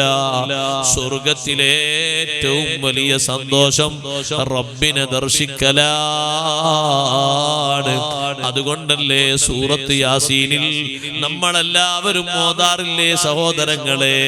സ്വർഗത്തിന്റെ അനുഗ്രഹങ്ങൾ എണ്ണി പറഞ്ഞിട്ട് അല്ലാഹു പറഞ്ഞു, സലാമുൻ ഖൗലൻ മിർ റബ്ബിർ റഹീം. സ്വർഗീയസ്ഥരായ ആളുകൾക്ക് അല്ലാഹുവിന്റെ ഭാഗത്തു നിന്നുള്ള ഒരു സലാമുണ്ട്. ആ സലാമാണ് സ്വർഗത്തിലെ ഏറ്റവും വലിയ സന്തോഷം. അല്ലാഹുവിനെ മുഅ്മിനീങ്ങൾ കാണുമ്പോ സർവ്വ സുഖങ്ങളും മറന്നുപോയി. സ്വർഗത്തിലെ സുഖങ്ങൾ എണ്ണിയാൽ തീരാത്ത അത്രയുമില്ലേ, എല്ലാ സുഖങ്ങളും മറന്നുപോയി. പക്ഷേ ഞാനൊന്ന് പറയട്ടെ എന്റെ മുഅ്മിനീങ്ങളോട്, ആ പടച്ച റബ്ബ് ബഹുമാനിച്ച രാവുകളെ ബഹുമാനിക്കണം. അല്ലാഹു ബഹുമാനിച്ച പകലുകളെ ബഹുമാനിക്കണം. എന്തിനാ പകലും രാവും അല്ലാഹു സമ്മാനിച്ചത്? വഹുവല്ലദീ ജഅലൽ ലൈല വന്നഹാറ ഖിൽഫതൻ ലിമൻ അറാദ അൻ യദ്ദക്കറ ഔ അറാദ ശുക്കൂറാ. രാവും പകലും അല്ലാഹു സംവിധാനിച്ചത് നമ്മളെ ആരോഗ്യം മാത്രം സംരക്ഷിക്കാനോ ജീവിതത്തിന്റെ ഉപാധികളുമായി ബന്ധപ്പെട്ട് സമ്പാദിക്കാനോ മാത്രമല്ല. ജഅലൽ ലൈല വന്നഹാറ ഖിൽഫതൻ ലിമൻ അറാദ യദ്ദക്കർ. ഉണർന്ന് ചിന്തിക്കാൻ ഉദ്ദേശിക്കുന്ന ആളുകൾക്ക് പകലിന് പകരം ഒരു രാത്രി, രാത്രിക്ക് പകരം ഒരു പകല്, പകല് കഴിയാത്തവര് രാത്രി ഇബാദത്തെടുത്തുകൊണ്ട് അല്ലാഹുവിന് പകരം വീട്ടും. പടച്ചോനെ, പകലെനിക്ക് കഴിഞ്ഞില്ല, എനിക്ക് നീ 100 കൂട്ടം ഉത്തരവാദിത്തങ്ങൾ എന്നിൽ ഏൽപ്പിച്ചിട്ടുണ്ട്. അതുകൊണ്ട് പകലെനിക്ക് കുറച്ചേ നിന്നോട് ഇടപെടാൻ കഴിഞ്ഞുള്ളൂ. എന്റെ രാത്രി നിന്നിലേക്ക് നീക്കി വെക്കുകയാണ്. രാത്രി അധ്വാനിക്കുന്ന ആളുകൾ പറയുന്നു, അല്ലാ, രാത്രി ഞാൻ ജനക്ഷേമ പ്രവർത്തനങ്ങളുമായി ബന്ധപ്പെട്ട് എന്റെ ജീവിതത്തിന്റെ ഉപാധികളുമായി ബന്ധപ്പെട്ട് ചെലവഴിച്ചു. എനിക്ക് ഒഴിവ് കിട്ടുന്നത് പകലാണ്. ആ പകല് ഞാൻ നിനക്ക് വേണ്ടി ചെലവഴിക്കുന്നു അല്ലാ. അങ്ങനെയല്ലേ മഹാന്മാർ ചെയ്തു. പകൽ ശുഗലുള്ള ആളുകൾ രാത്രി ഇബാദത്തുമായി ഏറെ ബന്ധപ്പെട്ട് കഴിഞ്ഞു. ഭരണം കിട്ടിയ മഹാന്മാർ വരെ അങ്ങനെ. ഭരണകർത്താക്കളിൽപ്പെട്ട ഒരു മഹാനാണ് ബഹുമാനപ്പെട്ട സഈദ് ഇബ്നു ആമിർ അൽ-ജുമഹി റളിയല്ലാഹു അൻഹു. ഉമർ ബിൻ ഖത്താബ് റളിയല്ലാഹു അൻഹുവിന്റെ കാലഘട്ടത്തിൽ ഹിംസിലെ ഗവർണറായ വലിയ ഭരണാധികാരി സഈദ് ഇബ്നു ആമിർ അൽ-ജുമഹി റളിയല്ലാഹു അൻഹു ഹിംസിലെ ഗവർണറാണ്. വലിയ മഹാനുഭാവനാണ്. അല്ലാഹുവിന്റെ ഹബീബ് സല്ലല്ലാഹു അലൈഹി വസല്ലം തങ്ങൾ വലിയ ഇഷ്ടം നൽകിയ സ്വഹാബി. ആ സ്വഹാബി വര്യൻ ഹിംസിൽ ഭരണം നടത്തിക്കൊണ്ടിരിക്കുമ്പോ ഹിംസിൽപ്പെട്ട കുറെ ആളുകൾ മദീനയിൽ വന്നു ഖലീഫയെ കാണാൻ വേണ്ടി. അപ്പൊ ഉമർ റളിയല്ലാഹു അൻഹു പറഞ്ഞു, ഇവിടെ കുറച്ച് പണം വന്നിട്ടുണ്ട്, സമ്പത്ത് കിട്ടിയിട്ടുണ്ട്, നിങ്ങളുടെ നാട്ടിലെ സാധുക്കളെ പേരൊന്ന് എഴുതി തരണം, എന്നാ പിന്നെ അതിന്റെ കണക്കനുസരിച്ച് നിങ്ങൾക്ക് തരാമല്ലോ. അവര് പറഞ്ഞു, ഞങ്ങൾ കുറച്ചു നേരം ഞങ്ങൾക്ക് തരണം, ഞങ്ങൾ എഴുതി തരാം. ഒരു ലിസ്റ്റ് എടുത്ത് പേരൊക്കെ കുറച്ച് എഴുതി കുറെ പേരുകൾ എഴുതി കൊടുത്തു. ഉമർ റളിയല്ലാഹു അൻഹു ആ പേരിങ്ങനെ വായിച്ച് ഓരോന്നും വായിച്ചിട്ട് അതിന്റെ അവസാനമുണ്ട് ഒരു പേര്, സഈദ് ഇബ്നു ആമിർ റളിയല്ലാഹു അൻഹു. ഈ പേരേതാണെന്ന് ചോദിച്ചു ഉമർ റളിയല്ലാഹു അൻഹു. അത് ഞങ്ങളെ ഗവർണറുടെ പേരാണെന്ന് പറഞ്ഞു. നിങ്ങളെ ഗവർണർ ഫക്കീറന്മാരിൽപ്പെട്ട ആളാണോ? അതെ. ഞങ്ങളെ ഗവർണർക്ക് നിങ്ങൾ നൽകിയ സൗകര്യങ്ങളില്ലേ, ആ സൗകര്യങ്ങളിൽ ഓരോന്നും ആവശ്യക്കാർക്ക് കൊടുത്തുപോയി. ഇപ്പോൾ ജീവിക്കുന്നത് പരിമിതമായ സൗകര്യങ്ങളിലാണ്. ഞങ്ങളെ നാട്ടിലെ ഫക്കീറന്മാരുടെ പട്ടികയിലാണ് ഞങ്ങളെ ഗവർണർ ഉള്ളത്. സുബ്ഹാനല്ലാഹ്. സ്വർഗത്തിലേക്ക് പോകുന്ന സ്വഹാബിമാരിൽ പ്രമുഖനായ സഈദ് ഇബ്നു ആമിർ റളിയല്ലാഹു അൻഹു സ്വഹാബിമാർക്ക് നബി സല്ലല്ലാഹു അലൈഹി വസല്ലം സ്വർഗ്ഗം കൊണ്ട് സന്തോഷം നൽകിയിട്ടുണ്ട്. അല്ലാഹു പൊരുത്തപ്പെട്ടവരല്ലേ സ്വഹാബിമാർ റളിയല്ലാഹു അൻഹും വറളു അൻഹു എന്ന് ഖുർആനിലൂടെ പഠിപ്പിച്ചവരല്ലേ. ആ പൊരുത്തത്തിനേക്കാളും വലുത് മറ്റൊന്നവർക്കില്ലല്ലോ. ദുനിയാവിൽ ഗവർണർ സ്ഥാനമെന്ന ഭരണം കിട്ടിയപ്പോൾ ഗവർണറുടെ ലെവലിലുള്ള നല്ലൊരു വീട് നൽകിയിരുന്നു. സൗകര്യങ്ങളും സംവിധാനങ്ങളൊക്കെ ഉള്ള വീടാണ്. പക്ഷേ ഗവർണറായ സഈദ് ഇബ്നു ആമിർ റളിയല്ലാഹു അൻഹു ആ വീട്ടിലുള്ള സൗകര്യങ്ങളൊക്കെ ആവശ്യപ്പെട്ട് വരുന്ന ആളുകൾക്ക് കൊടുത്തുപോയി. കൊണ്ടുപോയിക്കോളൂ, വിൽപ്പന നടത്തിയിട്ട് നിങ്ങളെടുത്തോളൂ, കൊണ്ടുപോയിക്കോളൂ, വിൽപ്പന നടത്തിയിട്ട് നിങ്ങളെടുത്തോളൂ, എനിക്ക് പരിമിതമായ സുഖം മതി. ഞങ്ങളെ ഗവർണർ ഫക്കീറുമാരിൽപ്പെട്ട ആളാണ്. ഉമർ ഇബ്നുൽ ഖത്താബ് റളിയല്ലാഹു അൻഹു നേരത്തെ എഴുതിയ ആളുകൾക്ക് വേറെ ഒരു പണക്കിഴിയും ഫക്കീറായി എന്നവർ പറഞ്ഞ ഗവർണർക്ക് പ്രത്യേകമായ ഒരു പണസഞ്ചിയും കൊടുത്തയച്ചു. അവര് വന്നിട്ട് പറഞ്ഞു, ഗവർണറോട് ഞങ്ങൾ മദീനയിൽ നിന്ന് വരികയാണ്, ഖലീഫയെ കണ്ട് സംസാരിച്ചപ്പോൾ നിങ്ങൾക്ക് തരാൻ വേണ്ടി തന്നയച്ചതാണ്. സഈദ് ഇബ്നു ആമിർ റളിയല്ലാഹു അൻഹു തുറന്നു നോക്കുമ്പോൾ അതില് ദിർഹമും ദീനാറും ഉള്ളത് കണ്ടപാടെ മഹാനവറുകൾ പറഞ്ഞു, ഇന്നാ ലില്ലാഹി വ ഇന്നാ ഇലൈഹി റാജിഊൻ. ഉറക്ക ചൊല്ലി, വീടിന്റെ പൂമുഖത്തിരുന്നു കൊണ്ട് ചൊല്ലിയപ്പോ എന്തോ ഒരു മുസീബത്ത് പറ്റിയാലല്ലേ ഇങ്ങനെ സാധാരണ ചൊല്ലാറുള്ളത്. ഇന്നാ ലില്ലാഹി വ ഇന്നാ ഇലൈഹി റാജിഊൻ എന്ന് കേട്ടപ്പോ ഭാര്യ അടുക്കളയിൽ നിന്ന് വേഗം മുന്നോട്ട് വന്ന് ചോദിച്ചു, എന്ത് പറ്റിപ്പോയി? വല്ല മുസീബത്തും സംഭവിച്ചോ? അതെ, മുസീബത്ത് പറ്റിപ്പോയി. മുസ്ലിങ്ങളുടെ ഖലീഫ വഫാത്തായി പോയോ? അതല്ല പെണ്ണേ, അതിനേക്കാളും വലുതാണ്. അതല്ല, ഏതെങ്കിലും സമരത്തിന് പോയിട്ട് സ്വഹാബിമാര് പരാജയപ്പെട്ടോ? അതല്ല, അതിനേക്കാളും വലുതാണ്. ഏതെങ്കിലും പ്രദേശത്ത് അല്ലാഹുവിന്റെ ശിക്ഷ ഇറങ്ങിയോ? അതിനേക്കാളും വലുതാണ്. എന്താണെന്ന് നിങ്ങൾ എന്നോട് പറയൂ. സഈദ് ഇബ്നു ആമിർ റളിയല്ലാഹു അൻഹു ചോദിക്കുന്നു, ഞാനത് പറഞ്ഞാ നീ എന്നോട് സഹകരിക്കുമോ? നീ എന്നോട് വിയോജിക്കുമോ? അതല്ല യോജിക്കുമോ? ആ സഹോദരി പറഞ്ഞു, എത്ര ഈമാനുള്ള പെങ്ങളാണ്. ആ സഹോദരി പറഞ്ഞു, ഞാൻ നിങ്ങളോട് പൂർണ്ണമായും സഹകരിക്കാം. നമുക്ക് രണ്ടുപേർക്കും വേണ്ടി ഖലീഫ കൊടുത്തയച്ചൊരു കിറ്റാണിത്, പണക്കിറ്റ്. ഈ പണക്കിറ്റ് നമ്മളെ നാട്ടിലെ പാവങ്ങൾക്ക് നമ്മൾ സാധാരണ കുറെ ലിസ്റ്റിൽ എഴുതി വെച്ചത് അവർക്ക് കൊണ്ടുപോയി കൊടുക്കണം. നീ എന്നെ സഹായിക്കുമോ? ആ മഹതിയായ പെണ്ണ് പറഞ്ഞു, ഞാൻ സഹായിക്കാം, എല്ലാവർക്കും വീതിച്ചു കൊടുക്കാം. നമുക്ക് ലഭിക്കുന്ന തുച്ഛമായ രീതിയിലുള്ള ജീവിതം മതി. അവർ ഭരണസ്ഥാനത്ത് വിഭജിക്കുന്നവരാണ്. ആ ഉമർ റളിയല്ലാഹുവിന്റെ കീഴിലുള്ള ഗവർണറായ സഈദ് ബിൻ ആമിർ റളിയല്ലാഹു അൻഹുവിനെ കാണാനും ഹിംസ് സന്ദർശിക്കാനും വേണ്ടി ഉമർ ബിൻ ഖത്താബ് റളിയല്ലാഹു അൻഹു ഹിംസിൽ വന്നപ്പോ ജനങ്ങളെല്ലാവരും ഒരുമിച്ച് കൂടി. ഖലീഫ വന്നതല്ലേ, നമ്മളെ നാട് ഭരിക്കുന്ന ആള് വരുമ്പോ ഭരണാധികാരിയെ കാണാൻ എല്ലാവരും ഒരുമിച്ച് കൂടി. ആ നിലക്ക് എല്ലാവരും ഒരുമിച്ച് കൂടി. അപ്പൊ ഖലീഫയായ ഉമർ റളിയല്ലാഹു അൻഹു ചോദിച്ചു ജനങ്ങളോട്, ഞാൻ നിങ്ങൾക്ക് ചുമതലപ്പെടുത്തി തന്ന ഗവർണറെ പറ്റി വല്ല പരാതി ഉണ്ടോന്ന് ചോദിച്ചു. അവര് പറഞ്ഞു, 4 പരാതി പറയാനുണ്ട്. ഒന്നല്ല 4 പറയാനുണ്ട്. ആ സമയത്ത് സഈദ് ബിൻ ആമിർ റളിയല്ലാഹു അൻഹു സ്റ്റേജിലില്ല, മഹാനവർകൾ വീട്ടിലാണ്. ജനങ്ങൾ ഒരുമിച്ച് കൂട്ടിയിട്ട് ഖലീഫ ചോദിച്ചതാണ്, ഗവർണറെ പറ്റി പരാതി ഉണ്ടോ? ഉണ്ട്, 4 ഉണ്ട്. എന്താ നിങ്ങളെ പരാതി ഒന്ന് പറയൂ. അവര് പറഞ്ഞു, ഞങ്ങൾക്ക് നിങ്ങൾ ആമിലാക്കി തന്ന, ഗവർണറാക്കി തന്ന ഈ ഖലീഫയില്ലേ, ഈ ഗവർണറില്ലേ, സഈദ് ഇബ്നു ആമിർ തങ്ങളില്ലേ, മഹാനുഭാവൻ, ആ മാസത്തിൽ ഒരു ദിവസം പകല് നേരം ഞങ്ങളിലേക്ക് വരികയില്ല. തീരെ പകൽ സമയത്ത് ഒരിക്കൽ പോലും ഞങ്ങൾ അടുത്തേക്ക് വരൂല, മാസത്തിൽ ഒരു ദിവസം. പിന്നെ എന്താ പരാതി? 2ാമത്തെ പരാതി എന്താണ്? അപ്പോൾ അവര് പറഞ്ഞു, 2ാമത്തെ പരാതി, സുബ്ഹാനല്ലാഹ്, പകല് സമയം, അതേ, കുറച്ച് പകല് സമയം പകുതിയായതിനു ശേഷമേ എന്നും മഹാനവറുകൾ വീട് വിട്ട് ജനങ്ങളെ പ്രശ്നങ്ങൾ കേൾക്കാൻ വരൂ. സുബ്ഹി നിസ്കാരം കഴിഞ്ഞ ഉടനെ തന്നെ ഞങ്ങൾക്ക് വേണ്ടിയുള്ള പരിഹാര സഭയിൽ വന്നിരിക്കുന്ന പതിവില്ല.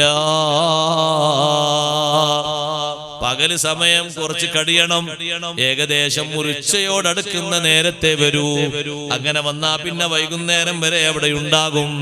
പിന്നെ എന്താണ് പരാതി പറയാനുള്ളത്? ഞങ്ങൾ ഏത് പ്രശ്നങ്ങളുമായി മഗ്‌രിബിന്റെ ശേഷം വന്ന് വീട് മുട്ടിയാലും വാതില് മുട്ടിയാലും ഒരിക്കലും തുറന്നു തരാറില്ല. അതേ, പരാതി കേൾക്കുന്നു, പിന്നെയും ചോദിക്കുന്നു, ഇനി എന്തെങ്കിലും പറയാനുണ്ടോ?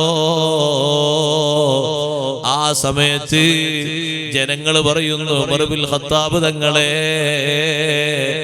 ഞങ്ങളെ ഗവർണറായി നിങ്ങൾ നിശ്ചയിച്ചു തന്ന ഗവർണറില്ലേ, ആ ഗവർണർക്ക് ഇടക്കിടക്ക് ഒരു അബോധാവസ്ഥ വരാറുണ്ട്. ആ അബോധാവസ്ഥ വരുമ്പോൾ തീരെ ഞങ്ങളെ അങ്ങോട്ട് കയറാൻ അനുവദിക്കാറില്ല. അതെപ്പോഴെങ്കിലും ഒക്കെയാ വരാറുള്ളത്, എപ്പോഴുമില്ല. ഉമർ ബിൻ ഖത്താബ് റളിയല്ലാഹു അൻഹു 4 പരാതിയും കേട്ട് സഈദ് ബിൻ ആമിർ റളിയല്ലാഹു അൻഹുവിനെ ജനങ്ങളെ മുന്നിൽ കൊണ്ടുവരുന്നു. എന്നിട്ട് പറയുന്നു, നിങ്ങളെ പറ്റി നാട്ടുകാര് പരാതി പറയുന്നുണ്ടല്ലോ, എന്താണ് എന്നെ പറ്റി പരാതി പറഞ്ഞത്? ആ സമയത്ത് എണ്ണി പറയുന്നു, നിങ്ങളെ പറ്റി പറഞ്ഞ ഒരു പരാതി, പകല് സമയത്ത് ഏകദേശം ഉച്ചയോടടുക്കുന്ന നേരത്തെ എല്ലാ ദിവസവും ജനങ്ങൾക്ക് വേണ്ടി നിങ്ങൾ പുറത്തിറങ്ങാറുള്ളൂ. ആ സമയത്ത് മഹാനവർകൾ പറഞ്ഞു, ശരിയാണ്, എന്റെ വീട്ടിൽ ഒരു വേലക്കാരനെ ഞാൻ വെച്ചിട്ടില്ല. അങ്ങനെ ഉണ്ടാകുമോ ഒരു ഗവർണർ നമ്മുടെ നാട്ടില്? എന്റെ വീട്ടിൽ വേലക്കാരനില്ല. അപ്പൊ വീട്ടിലെ അത്യാവശ്യ കാര്യങ്ങൾക്ക് വേണ്ടി, ഭാര്യയ്ക്ക് വേണ്ടി സേവനം ചെയ്തു കൊടുക്കാൻ വേണ്ടി പകലിൽ കുറച്ചു സമയം ഞാൻ വീട്ടിൽ തന്നെ താമസിക്കാറുണ്ട്. അവർക്ക് വേറെ ഖാദിമില്ല, അവർക്ക് ഖാദിമ ഞാനും, എനിക്ക് ഖാദിം അവരും, ഞങ്ങൾ രണ്ടാളും അങ്ങോട്ടും ഇങ്ങോട്ടും ഖാദിമീങ്ങളാണ്. അപ്പൊ ആ ഒത്താശ ചെയ്ത് കൊടുക്കുന്നതിന് വേണ്ടി പകല് കുറച്ച് സമയം അങ്ങോട്ട് ചെലവഴിക്കും. ഉമർ റളിയല്ലാഹു അൻഹു പരാതി കേട്ടപ്പോ പറഞ്ഞു, അൽഹംദുലില്ലാഹ്. പിന്നെന്താ അടുത്ത പരാതി? മാസത്തിൽ ഒരു ദിവസം തീരെ ഞങ്ങളെ അടുത്തേക്ക് പ്രവേശനം തരാറില്ല, പകല് സമയം തീരെ ഞങ്ങളിലേക്ക് വരാറില്ല. ഉമർ റളിയല്ലാഹു അൻഹു ചോദിക്കുന്നു, എന്താണത്? സഈദ് ബിൻ ആമിർ റളിയല്ലാഹു അൻഹു പറയുന്നു, ഉമർ തങ്ങളെ, എന്റെ വസ്ത്രം എനിക്ക് അലക്കാനുള്ള ദിവസമാണ്. ഞാൻ ഈ ധരിച്ചിരിക്കുന്ന വസ്ത്രമല്ലാതെ മറ്റൊരു വസ്ത്രം എനിക്കില്ലല്ലോ. അതിനു വേണ്ടി മാസത്തിൽ ഒരു ദിവസം ഞാൻ കടമെടുക്കാറുണ്ട്, പകല് സമയം ഞാനതിന് ചെലവഴിക്കാറുണ്ട്. മൂന്നാമത്തെ പരാതി നിങ്ങളെ പറ്റി, രാത്രി നിങ്ങൾ തീരെ മുഖം കൊടുക്കാറില്ല എന്നാണല്ലോ. അപ്പോഴാണ് സഹോദരങ്ങളെ സഈദ് ഇബ്നു ആമിർ തങ്ങൾ പറയുന്നത്, എന്റെ പകല് മുഴുവനും ജനങ്ങൾക്ക് വേണ്ടി ഞാൻ വിട്ടുകൊടുത്തില്ലേ ഉമർ തങ്ങളെ, രാത്രി അല്ലാഹുവിന് വേണ്ടിയാണ്. എനിക്ക് കുറച്ചു നേരമെങ്കിലും ഒന്ന് അല്ലാഹുവിനോട് ശുക്ർ പറയണ്ടേ, അല്ലാഹുവിനോട് താഴ്മയോടെ കേണപേക്ഷിക്കണ്ടേ, നന്ദിയോടെ വിനയത്തോടെ അല്ലാഹുവിനെ വണങ്ങേണ്ടതില്ലേ? അതുകൊണ്ട് രാത്രി ഞാൻ നീക്കി വെച്ചത് അല്ലാഹുവിനാണ്. എന്റെ പകല് സമയം ഭരണകാര്യത്തിൽ ശ്രദ്ധിച്ച് ഞാൻ എങ്ങനെ ചെലവഴിച്ചല്ലോ. പകൽ എനിക്കാകെ ഫർള് നിസ്കാരത്തിനും മുമ്പും ശേഷവുമുള്ള സുന്നത്തുമല്ലേ ലഭിക്കുന്നുള്ളൂ, പിന്നെ ഒരു ടൈമും എനിക്ക് കിട്ടുന്നില്ലല്ലോ. രാത്രി ഞാൻ അല്ലാഹുവിന് വേണ്ടി നീക്കി വെച്ചതാണ്. വഹുവല്ലദീ ജഅലൽ ലൈല വന്നാറ ഖിൽഫതൻ ലിമൻ അറാദ അൻ യദ്ദക്കറ ഔ അറാദ ശുക്കൂറാ. രാവും പകലും ഒന്നിനു പിറകെ ഒന്നായി അല്ലാഹു സംവിധാനിച്ചത് ഉല്ലസിക്കാനല്ല, ദുനിയാവ് മാത്രം സംഭരിക്കാനല്ല, സുഖിച്ച് മതിച്ച് ടൈം കളയാനല്ല. പകല് നഷ്ടപ്പെട്ട ആളുകൾക്ക് രാത്രിയും, രാത്രി നഷ്ടപ്പെട്ട ആളുകൾക്ക് പകലും ഒന്നൊന്നിന് പകരമാണ്.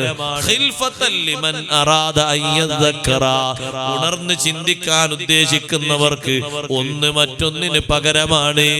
ഔ അറാദ ശുക്കൂറാ, നന്ദി ഉദ്ദേശിക്കുന്നവർക്ക് രാത്രി നഷ്ടമായത് പകലിലും പകല് നഷ്ടമായത് രാത്രിയിലും അവർ കൂടുതൽ അല്ലാഹുവിന് നന്ദി ചെയ്യാൻ വേണ്ടി പ്രയോഗിക്കാവുന്നതാണ്.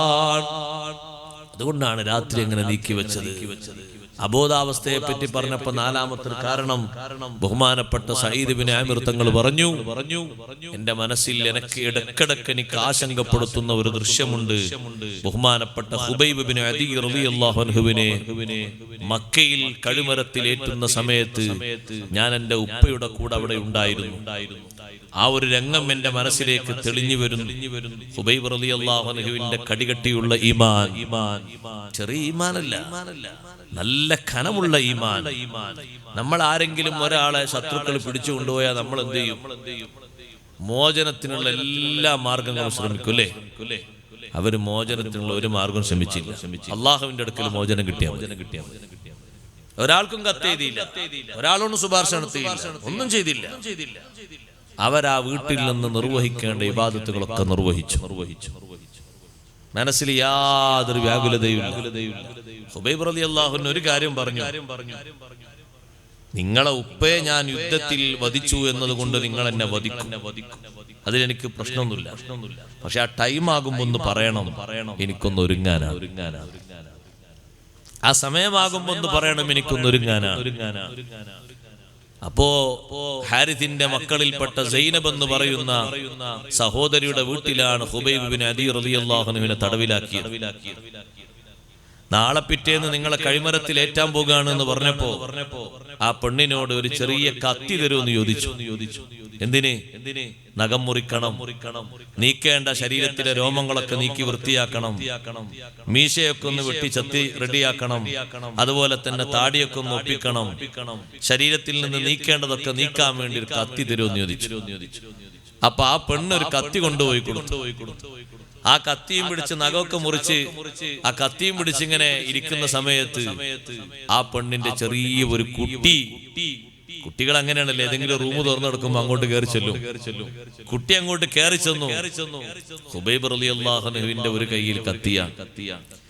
ഈ കുട്ടിയെ കണ്ടപ്പോ വളരെ സ്നേഹത്തോടെ, ലാളിത്യത്തോടെ, നല്ല അനുകമ്പയോടെ, വാത്സല്യത്തോടെ ആ കുട്ടി എടുത്തിട്ട് മടിയിൽ വെച്ച് ഖുബൈബ് റളിയല്ലാഹു അൻഹു. പുറത്തുനിന്ന് ഈ കുട്ടിയുടെ ഉമ്മയായ സൈനബ് ഇത് കണ്ടിട്ട് ഇങ്ങനെ ബേജാറാക്കാൻ, പടച്ചോനെ ഒരു കയ്യിൽ കത്തി, മറ്റേ കൈയിന്റെ പിടുത്തത്തില് കാലിന്റെ ഭാഗത്ത്, കാലിന്റെ മുകൾ ഭാഗത്ത് കുട്ടിയെ ഇരുത്തിയിട്ടുണ്ട്. അപ്പൊ ഈ പെണ്ണിന്റെ നെടുവീർപ്പ് ഇങ്ങനെ കണ്ടപ്പോ ഖുബൈബ് റളിയല്ലാഹു അൻഹു ചോദിച്ചു, ഈ കുട്ടിയെ ഞാൻ വല്ലതും ചെയ്യും നിങ്ങൾക്ക് തോന്നുന്നുണ്ടോ? ഈ കുട്ടിയെ ഞാൻ ഒന്നും ചെയ്യൂല. ഈ കുട്ടി എന്റെ കുട്ടിയെ പോലെ ചെറിയ കുട്ടിയല്ലേ. ആ കുട്ടി അങ്ങനെ തന്നെ ഒന്ന് തലോടിയിട്ട് അങ്ങനെ തന്നെ ഇറക്കി കൊടുത്തു. കുട്ടി അങ്ങനെ ഉമ്മാന്റെ അടുത്തേക്ക്. പക്ഷേ ആ പെണ്ണ് പറയുന്നു,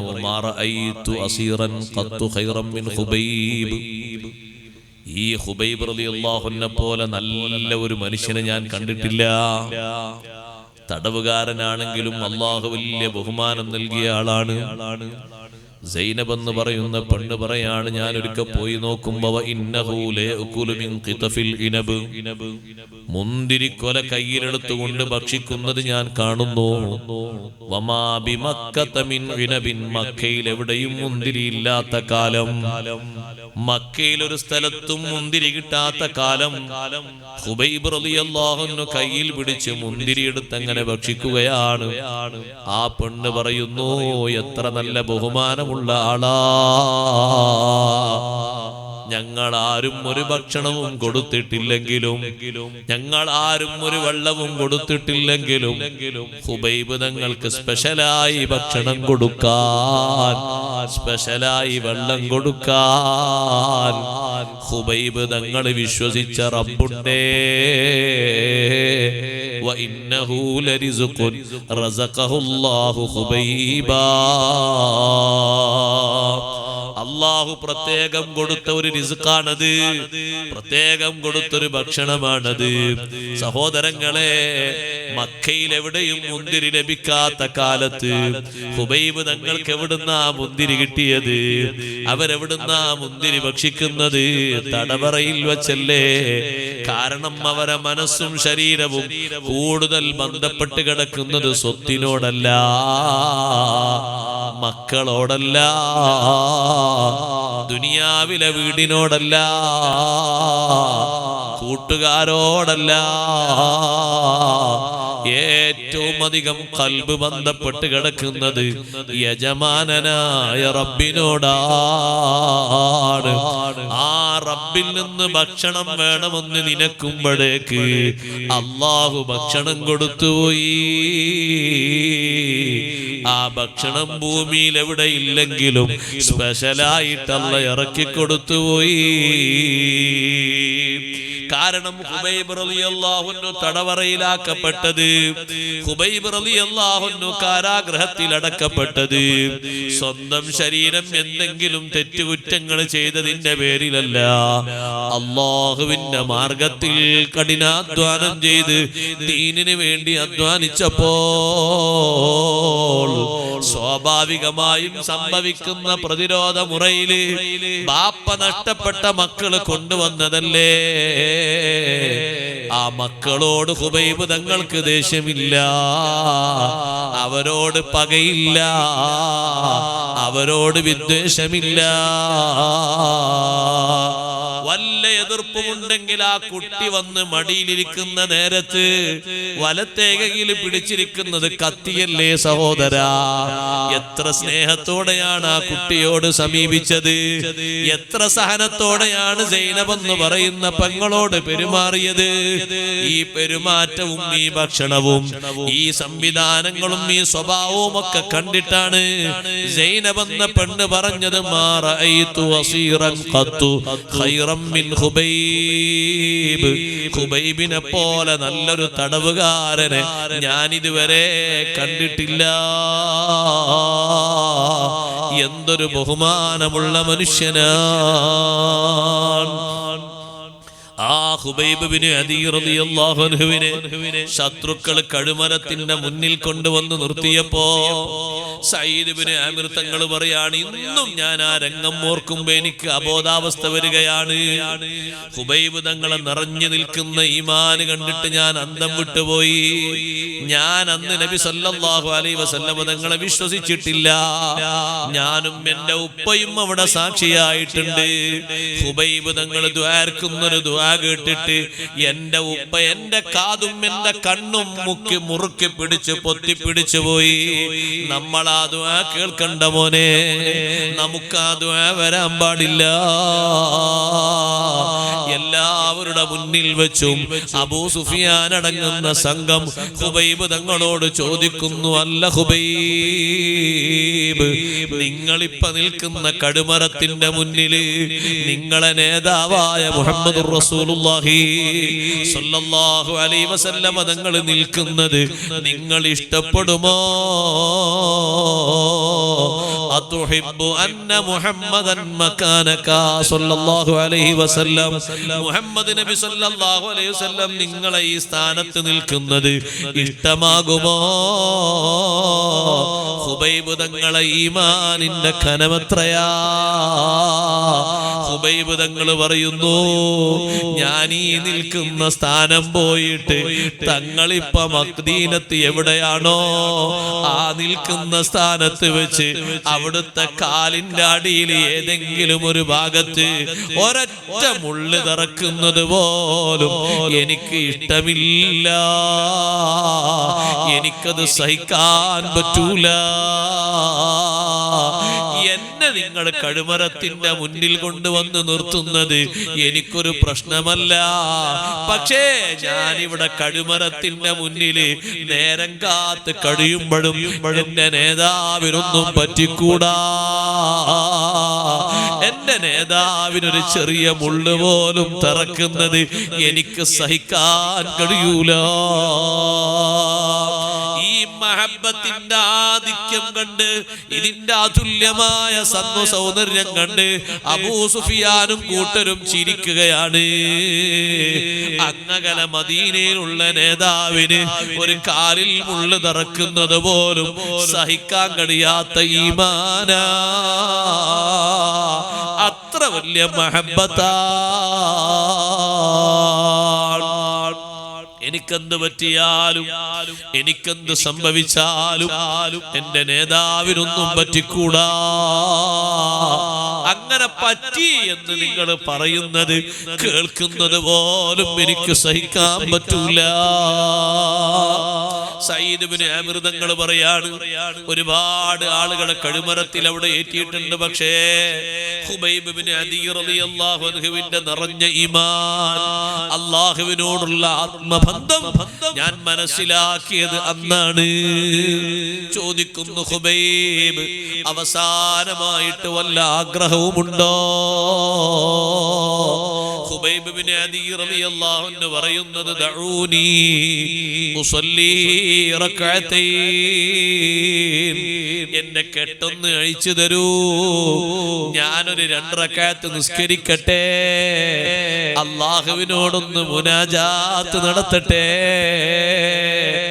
ആ റബ്ബ് റബ്ബല്ലേ എനിക്ക് ഭക്ഷണം തന്നത്, ആ റബ്ബല്ലേ എനിക്ക് സ്പെഷ്യലായി നിങ്ങൾ ആരും കൊണ്ടുതരാത്ത നല്ല മുന്തിരി തന്നത്, ആ റബ്ബല്ലേ എനിക്ക് ബഹുമാനം നൽകുന്നത്, ആ റബ്ബല്ലേ ഇത്രയും കാലം എനിക്ക് ജീവനും എനിക്ക് സംരക്ഷണവും തന്നത്. അതുകൊണ്ട് എനിക്ക് ഏറ്റവും വലിയ കടപ്പാട് എന്റെ ഖാലിഖായ റബ്ബിനോടാ. അതിനപ്പുറം വലിയ കടപ്പാട് എനിക്ക് ആരോടുമില്ല. അവര് കയ്യിന്റെ കെട്ടയിച്ചു കൊടുത്തപ്പോ ഖുബൈബ് ബിൻ അദി റളിയല്ലാഹു അൻഹു നിസ്കരിക്കുന്നു. നിസ്കാരം കഴിഞ്ഞ് സലാം വീട്ടിയിട്ട് മഹാനവറുകളുടെ മനസ്സിന്റെ താല്പര്യം, ഞാൻ എന്റെ ശബ്ദം ശവിക്കുന്ന സർവ്വ സഹോദരങ്ങളോടും സഹോദരിമാരോടും ഹൃദയത്തിന്റെ ഭാഷയിൽ, സൗമ്യതയുടെ ഭാഷയിൽ ഒരു കാര്യം പറയട്ടെ.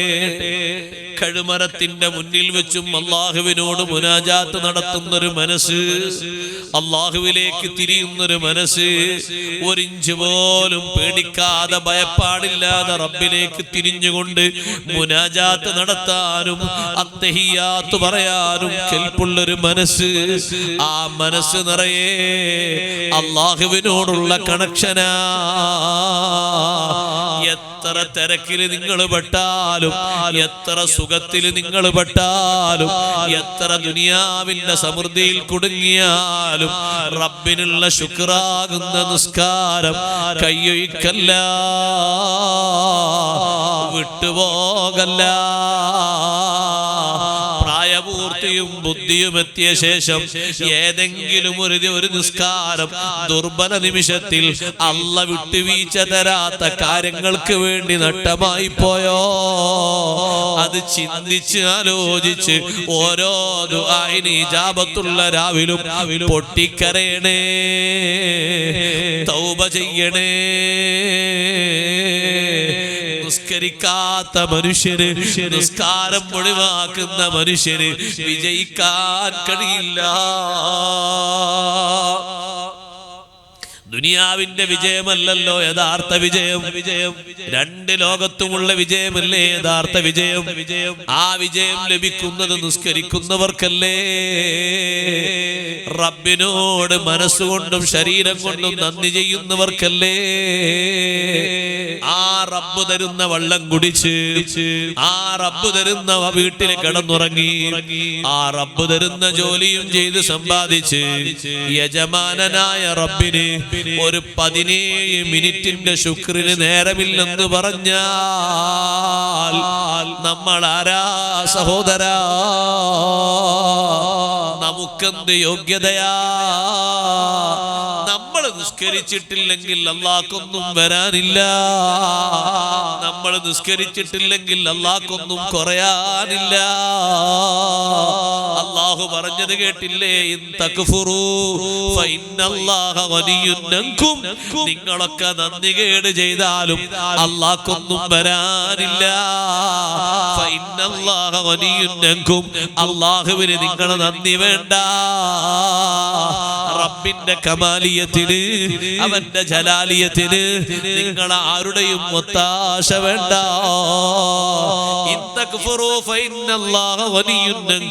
നിങ്ങൾ നന്ദികേട് ചെയ്യുന്നവരാണെങ്കിൽ, നേരാനേരം നിസ്കരിക്കാത്തവരാണെങ്കിൽ, നിസ്കരിക്കണമെന്ന് ബോധമില്ലാത്തവരാണെങ്കിൽ, അല്ലാഹു തആലാക്ക് നിങ്ങൾ നിസ്കരിക്കാത്തത് കൊണ്ട് ഒന്നും വരാനില്ല.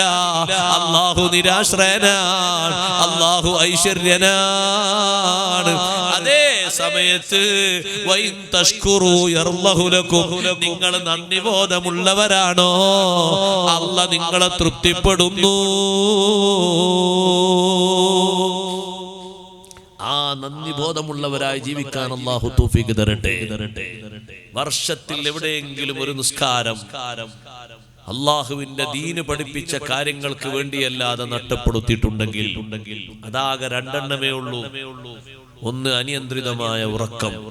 ഉറങ്ങിപ്പോയി ഒന്നും നിസ്കരിക്കുന്ന ആളാണ്, ടൈമിന് നിസ്കരിക്കുന്ന ആളാണ്, ഉറങ്ങിയിട്ട് എഴുന്നേറ്റ് അറിഞ്ഞില്ല. എന്നും രാവിലെ 7 മണിക്ക് നിസ്കരിക്കുന്ന ആളെ പറ്റിയല്ല ഞാൻ പറഞ്ഞു കേട്ടോ. എന്നും രാവിലെ 8 മണിക്ക് ഒന്ന് കൈകി കൂട്ടിയിട്ട് സുബഹിസ്കരിക്കുന്ന ആളെ പറ്റിയല്ലേ ഞാൻ അങ്ങനെ തെറ്റിദ്ധരിക്കരുത് ആരും. ഇപ്പോഴൊക്കെ ക്ലിപ്പായി തെറ്റിദ്ധരിക്കുന്ന കാലമാണ്. വലിയ ബുദ്ധിമുട്ടാണ് ഇപ്പൊ വേദന. പഴയ കാലം പോലെ നിങ്ങൾ വിചാരിക്കും വേദന നല്ല സുഖമാണ്, ഇപ്പൊ ബുദ്ധിമുട്ടാണ്. കാരണം അടിവരയിൽ എവിടെയെങ്കിലും ഒരു കുറിപ്പ് കിട്ടുന്നോ നോക്കി നടക്കുകയാണ് ദുനിയാവ് ആഖിറത്ത് രക്ഷപ്പെടുത്താൻ. എന്നിട്ട് അവിടെ കട്ട് ചെയ്താൽ ഉസ്താദ് ഇങ്ങനെ പറഞ്ഞിട്ട് അപ്പുറപ്പുറം നോക്കണ്ടേ, നമുക്കിത് മാത്രം നോക്കിയാൽ മതി എന്ന് പറഞ്ഞാൽ മതിയല്ലോ. അതുകൊണ്ട് ഞാൻ പറയട്ടെ, എന്നും രാവിലെ 7 മണിക്ക് 8 മണിക്ക് എണീറ്റ് സുബഹി നിസ്കരിക്കുന്ന ആളെ പറ്റിയല്ലേ ഞാൻ പറഞ്ഞു. എന്നും നിസ്കരിക്കുന്ന ആളാ, ക്ഷീണം കൊണ്ടോ എന്തോന്നറിയില്ല, ഒരു ദിവസം അങ്ങനെ എഴുന്നേറ്റപ്പോഴേക്കന്നെ ആള് ബേജാറാ പോയി. പഠിച്ചോനെ, എന്റെ സുബഹി എന്റെ ളുഹർ ഞാൻ ഇത്ര ഉറങ്ങുന്നു കരുതിയില്ലല്ലോ. വിളിക്കാനൊക്കെ ആളെ ഏൽപ്പിച്ചിരുന്നല്ലോ, അവര് വിളിച്ചിരുന്നു. പക്ഷെ എന്താന്നറിയില്ല, അന്ന് കുറച്ച് ഉറക്കം അങ്ങനെ ആയിപ്പോയി. നിസ്കരിച്ചാ മതി. അല്ലാഹു തആല അതിൽ ചോദ്യം ചെയ്ത് ശിക്ഷിക്കൂല. അല്ലാഹു റഹ്മാനുർ റഹീമാണ്. ഇങ്ങനെ സംഭവിച്ചു. മറ്റൊന്നുള്ളത് മറദിയാണ്. കാരണം മറന്നുപോയി. ദുഃഖം കൊണ്ടോ സന്തോഷം കൊണ്ടോ ഒക്കെ മറതി വരാലോ, മനുഷ്യനല്ലേ, മറന്നുപോയി. മൂന്നാമത്തൊരു കാരണമില്ല. ജോലിയോ രോഗമോ കല്യാണമോ ചികിത്സയോ യാത്രയോ ഒന്നും കാരണമല്ല. ഒന്നും കാരണമല്ല. രോഗമൊന്നും കാരണമല്ല. വെറുതെ അങ്ങനെ ഗതികുത്തിരിക്കരുത്. ആക്സിഡന്റ് ശരീരം മൊത്തം പറ്റിയാലും നിസ്കരിക്കണം. ഇയാൾ മൊത്തം ബാൻഡേജ് ഇട്ട് കിടക്കുന്ന ആളാ. എന്നെന്താ? ഞാനിപ്പോ അടുത്ത രോഗിയെ കാണാൻ പോയി. ഞാൻ ചെന്നപ്പോഴേക്ക് എനിക്ക് തോന്നുന്നത് നിസ്കരിക്കുന്നുണ്ടോ ചോദിക്കുന്നു. ഞാൻ ചോദിച്ചു, അതെന്റെ ഒരു സ്വഭാവമാണ്. എനിക്ക് ഇഷ്ടപ്പെടില്ല, ആരും എന്നെ വിളിക്കണമെന്നില്ല. ഞാനയാളത് കാണാൻ പോയതാ ബന്ധത്തിന്റെ പേരിൽ. പക്ഷെ എനിക്ക് വലിയ സന്തോഷമായി. 2 കാലിനും കമ്പിയിട്ട് കിടക്കുന്ന ആളാണെങ്കിലും കറക്റ്റ് നിസ്കരിക്കുന്ന മനുഷ്യനാണ്. അല്ലാഹു രോഗം ശിഫയായി കൊടുക്കട്ടെ. അവർക്കൊക്കെ നമ്മൾ ആത്മാർത്ഥമായിട്ട് ഏത് നേരത്തും അല്ലാതുള്ള ആ ഉടായ്പിന് നേർന്നിട്ടൊന്നും കാര്യമില്ല. അത് വെറുതെ. എന്തുടായ്പ്? രോഗം വരുമ്പോ മാത്രം ഇത് മാറിയ പള്ളി പോണിരുന്നു. ഇത് മാറുന്നതിന് ഇത് വരുന്നതിന് മുമ്പോ പള്ളി തന്നെ കണ്ടിട്ടില്ല. അപ്പൊ ഇത് മാറി കിട്ടിയ പള്ളിയിൽ പോകണം എന്ന് പറഞ്ഞ് പള്ളി പോകാൻ പൂതിണ്ടായിട്ടല്ല, പിന്നെന്താ? അങ്ങനെങ്കിലും ചാൻസിൽ ആരെങ്കിലും നേർന്നിട്ട് രോഗം മാറട്ടെ എന്ന് കരുതിയിട്ടാണ്. അതിനാണ് പറയുന്നത്. കേൾക്കുമ്പോ വിചാരിക്കും പഠിച്ചോനെ ഇയാള് വെള്ളിയാഴ്ചയും എല്ലാ വക്തിനും സുബഹിക്കും ഒക്കെ കറക്റ്റ് കൈവിന്റെ പരമാവധി പള്ളിയിലെത്തുന്ന ആളാണ്. ചോദിച്ചു നോക്കുമ്പോ പറയും ഉസ്താദ് അയാൾ റബീഉൽ അവ്വൽ 12 രാവിലെ വരലുണ്ട്, അന്ന് നല്ല ഭക്ഷണമൊക്കെ ഉണ്ടാകാറുണ്ട്, അത് കഴിക്കാൻ രാവിലെ വരും. വേറെ ആളെ പള്ളിയിലേക്ക് കാണാനില്ല, വർഷത്തിൽ 1-2 തവണ കാണും, അത്രേ കാണുള്ളൂ. അപ്പൊ എന്താ വിദേശത്ത് തുടങ്ങി? വിദേശത്തൊന്നുമല്ല, സ്വദേശത്ത് തന്നെ ഉണ്ട്. കരിക്കൂല. പിന്നെന്ത് പറയാനാ ബാക്കി? ഏറ്റവും വലിയ നന്ദികേടാണത്. ഞാൻ പറഞ്ഞത്, ആയുസിൽ പ്രായപൂർത്തി എത്തിയിട്ട് ഒരു നിസ്കാരം നിങ്ങൾക്ക് ഈ 2 കാരണങ്ങൾക്കല്ലാതെ പോയിട്ടുണ്ടോ? ഉമ്മമാരെ പെങ്ങന്മാരെ, ഈ 2 കാരണങ്ങൾക്കല്ലാതെ ഒരു നിസ്കാരം നിങ്ങൾ സമയത്ത് തൊട്ട് പിന്തിച്ചിട്ടുണ്ടോ? തൗബയുടെ മനസ്സ് വേണം. പരിശുദ്ധമായ രാവുകളും രാത്രികളും പകലുകളുമാ വരുന്നത്. മനസ്സ് പൊട്ടി അല്ലാഹുവിനോട് പറയണം. നിസ്കരിച്ചാല് മാത്രം പോരാ. കാരണം നിസ്കാരം സമയത്ത് തൊട്ട് പിന്തിക്കുന്നത് കള്ള് കുടിക്കുന്നതിന് സമാനമാണ്, വ്യഭിചരിക്കുന്നതിന് സമാനമാണ്, പലിശ ഭക്ഷിക്കുന്നതിന് തുല്യമാണ്, ചൂതാട്ടം നടത്തുന്നതിന് സമമാണ്, മാതാപിതാക്കളെ വെറുപ്പിക്കുന്നതിന് സമമാണ്. സഹോദരാ, അതൊക്കെ വൻകുറ്റങ്ങളായതുപോലെ ഇതും വൻകുറ്റമാ. മദ്യപാനി മദ്യപാനം നിർത്തിയാൽ മാത്രം പോരാ, ചെയ്തതിന് ഖാലിസായ തൗബ ചെയ്യണ്ടേ.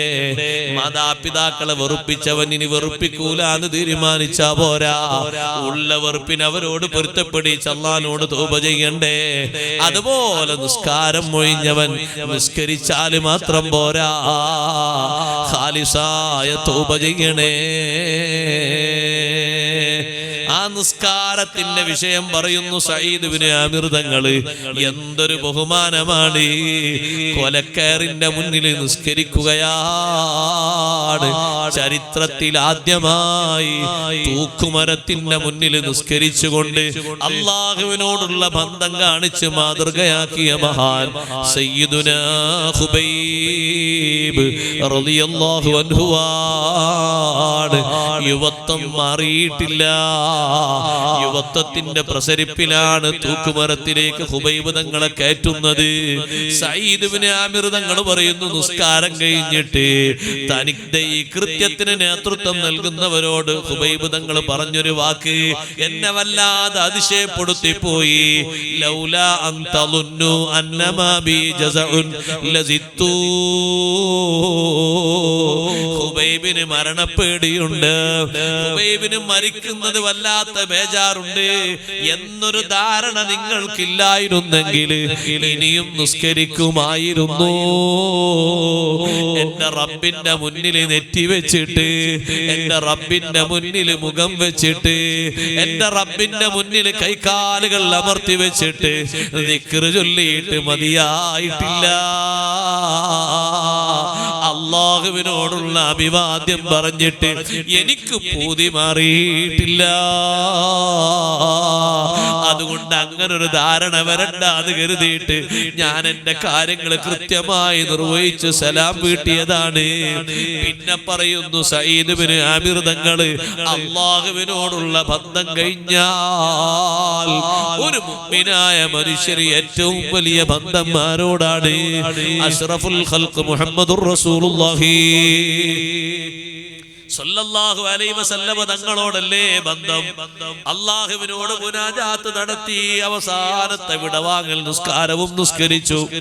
അതേ കടുമരത്തിലേക്ക് കാലെടുത്ത് വെക്കുമ്പോ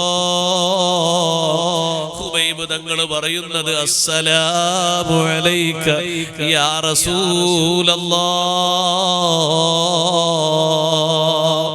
മദീന മുനവ്വറയിൽ സ്വഹാബത്തിന്റെ കൂടെ ഇരിക്കുന്ന മുത്തുനബി തങ്ങൾ അന്നത്തെ പകല് സമയത്ത് ഏകദേശം ദുഹാ സമയമായ നേരത്ത് സ്വഹാബത്തിന്റെ ഇടയിൽ വെച്ച് മടക്കുന്നു. വഅലൈക്കസ്സലാം യാ ഹുബൈബ്. എത്രയോ കിലോമീറ്ററുകൾ അപ്പുറത്തല്ലേ മുത്തുനബി സല്ലല്ലാഹു അലൈഹി വസല്ലം തങ്ങളുള്ളത്. മക്കയിൽ വെച്ചല്ലേ ഈ സലാം പറയുന്നത്. തങ്ങൾ മദീനയിലല്ലേ ഉള്ളത്. സ്വഹാബത്ത് ചോദിച്ചു, ഹുബൈബ് തങ്ങൾ എവിടെ നബിയേ? നമ്മളെ ഹുബൈബിനെ ശത്രുക്കള് കഴുമരത്തിലേറ്റിപ്പോയി. അവസാനം എനിക്കൊരു സലാം പറഞ്ഞതാ. ജീവിതത്തിൽ ഏറ്റവും വലിയ ബന്ധം അല്ലാഹുവിനോട്. ആ ബന്ധത്തിലേക്ക് വസീലയായിട്ടുള്ള ബന്ധമാണ് സയ്യിദുനാ റസൂലുള്ളാഹി സ്വല്ലല്ലാഹു അലൈഹി വസല്ലം തങ്ങളെ ബന്ധം. തങ്ങൾക്കല്ലേ ഒരു സലാം. ബാപ്പയെക്കാളും വലിയ ബന്ധം, ഉമ്മയെക്കാളും വലിയ ബന്ധം, കൂട്ടുകാരെക്കാളും വലിയ ബന്ധം അവരാരും കൈപിടിക്കാത്ത മേഖലയിലും ഒന്ന് വന്ന് പരിഗണിക്കുന്ന നേതാവല്ലേ. നമ്മള് ഖബറിലെത്തിയാല് ബാപ്പ വരുമോ, ഉമ്മ വരുമോ, ഉസ്താദ് വരുമോ, കൂട്ടുകാര് വരുമോ, സഹയാത്രികര് വരുമോ, സഹപാഠികൾ വരുമോ?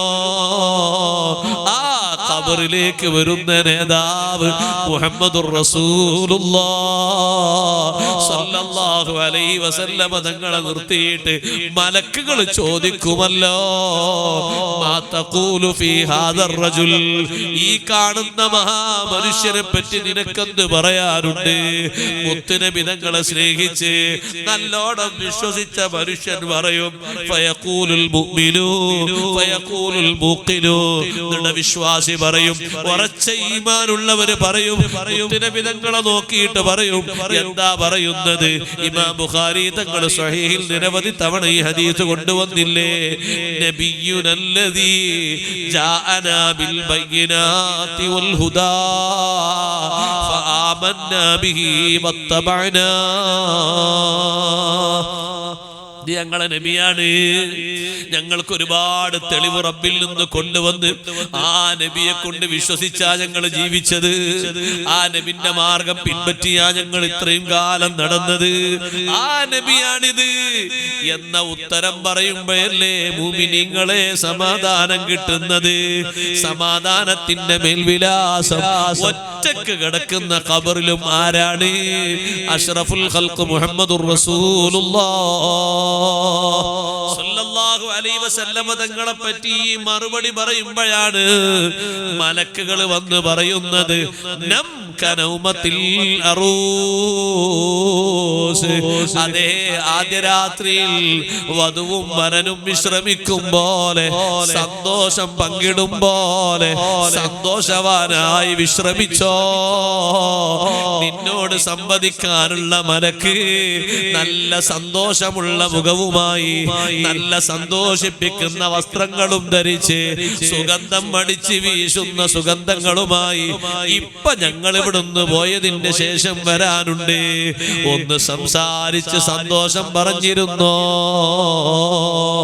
നിങ്ങൾ കണ്ടില്ലേ, ആദ്യ രാത്രിയിൽ പുതുവരന്മാർ, നവവധൂവരന്മാര് അവര് ഹൃദയതുല്യമായി സന്തോഷങ്ങൾ പങ്കിട്ട് സംസാരിക്കും പോലെ ഖബർ ഷരീഫിന്റെ ഉള്ളിൽ വെച്ച് മുഅ്മിനായ മനുഷ്യന് മുത്തുനബി തങ്ങളെ പറ്റി നല്ല റിസൾട്ട് പറയുമ്പോ യഥാർത്ഥ വിശ്വാസവും ഈമാനും ഇത്തിബായിലും ചാലിച്ച മറുപടി പറയുമ്പോ സംസാരിക്കാൻ ഒരു മനുഷ്യൻ വരുന്നു, മനുഷ്യരൂപത്തിലും മലക്ക് വരുന്നു.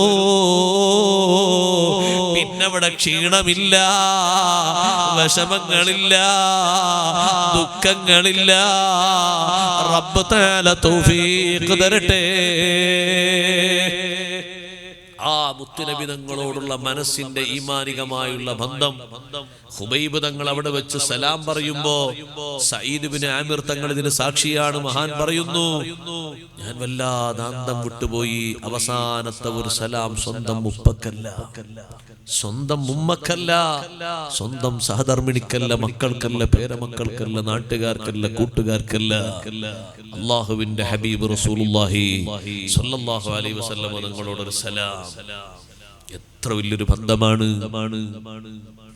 അത് കഴിഞ്ഞ് അടുത്ത സ്റ്റെപ്പിലേക്ക് കാലെടുത്ത് വെച്ചപ്പോ ഖുബൈബ് തങ്ങൾ ഒരു പ്രാർത്ഥന നടത്തി. ആ പ്രാർത്ഥന ചൊല്ലുമ്പോഴാണ് എന്റെ വാപ്പ എന്റെ രണ്ട് കാതും പൊത്തിയിട്ട് എന്റെ കണ്ണുകൊണ്ട് കാണണ്ടാന്ന് കരുതിയിട്ട് എന്നെ തായോട്ട് അമർത്തി പിടിച്ചത്. ഇന്നും എന്റെ മനസ്സിൽ ആ രംഗം വരുമ്പോ എനിക്ക് അബോധാവസ്ഥ വന്നു പോകാം. വല്ലാത്തൊരു പ്രാർത്ഥനയാണ് അടുത്ത കാല് വെക്കുമ്പോൾ പ്രാർത്ഥിച്ചത്.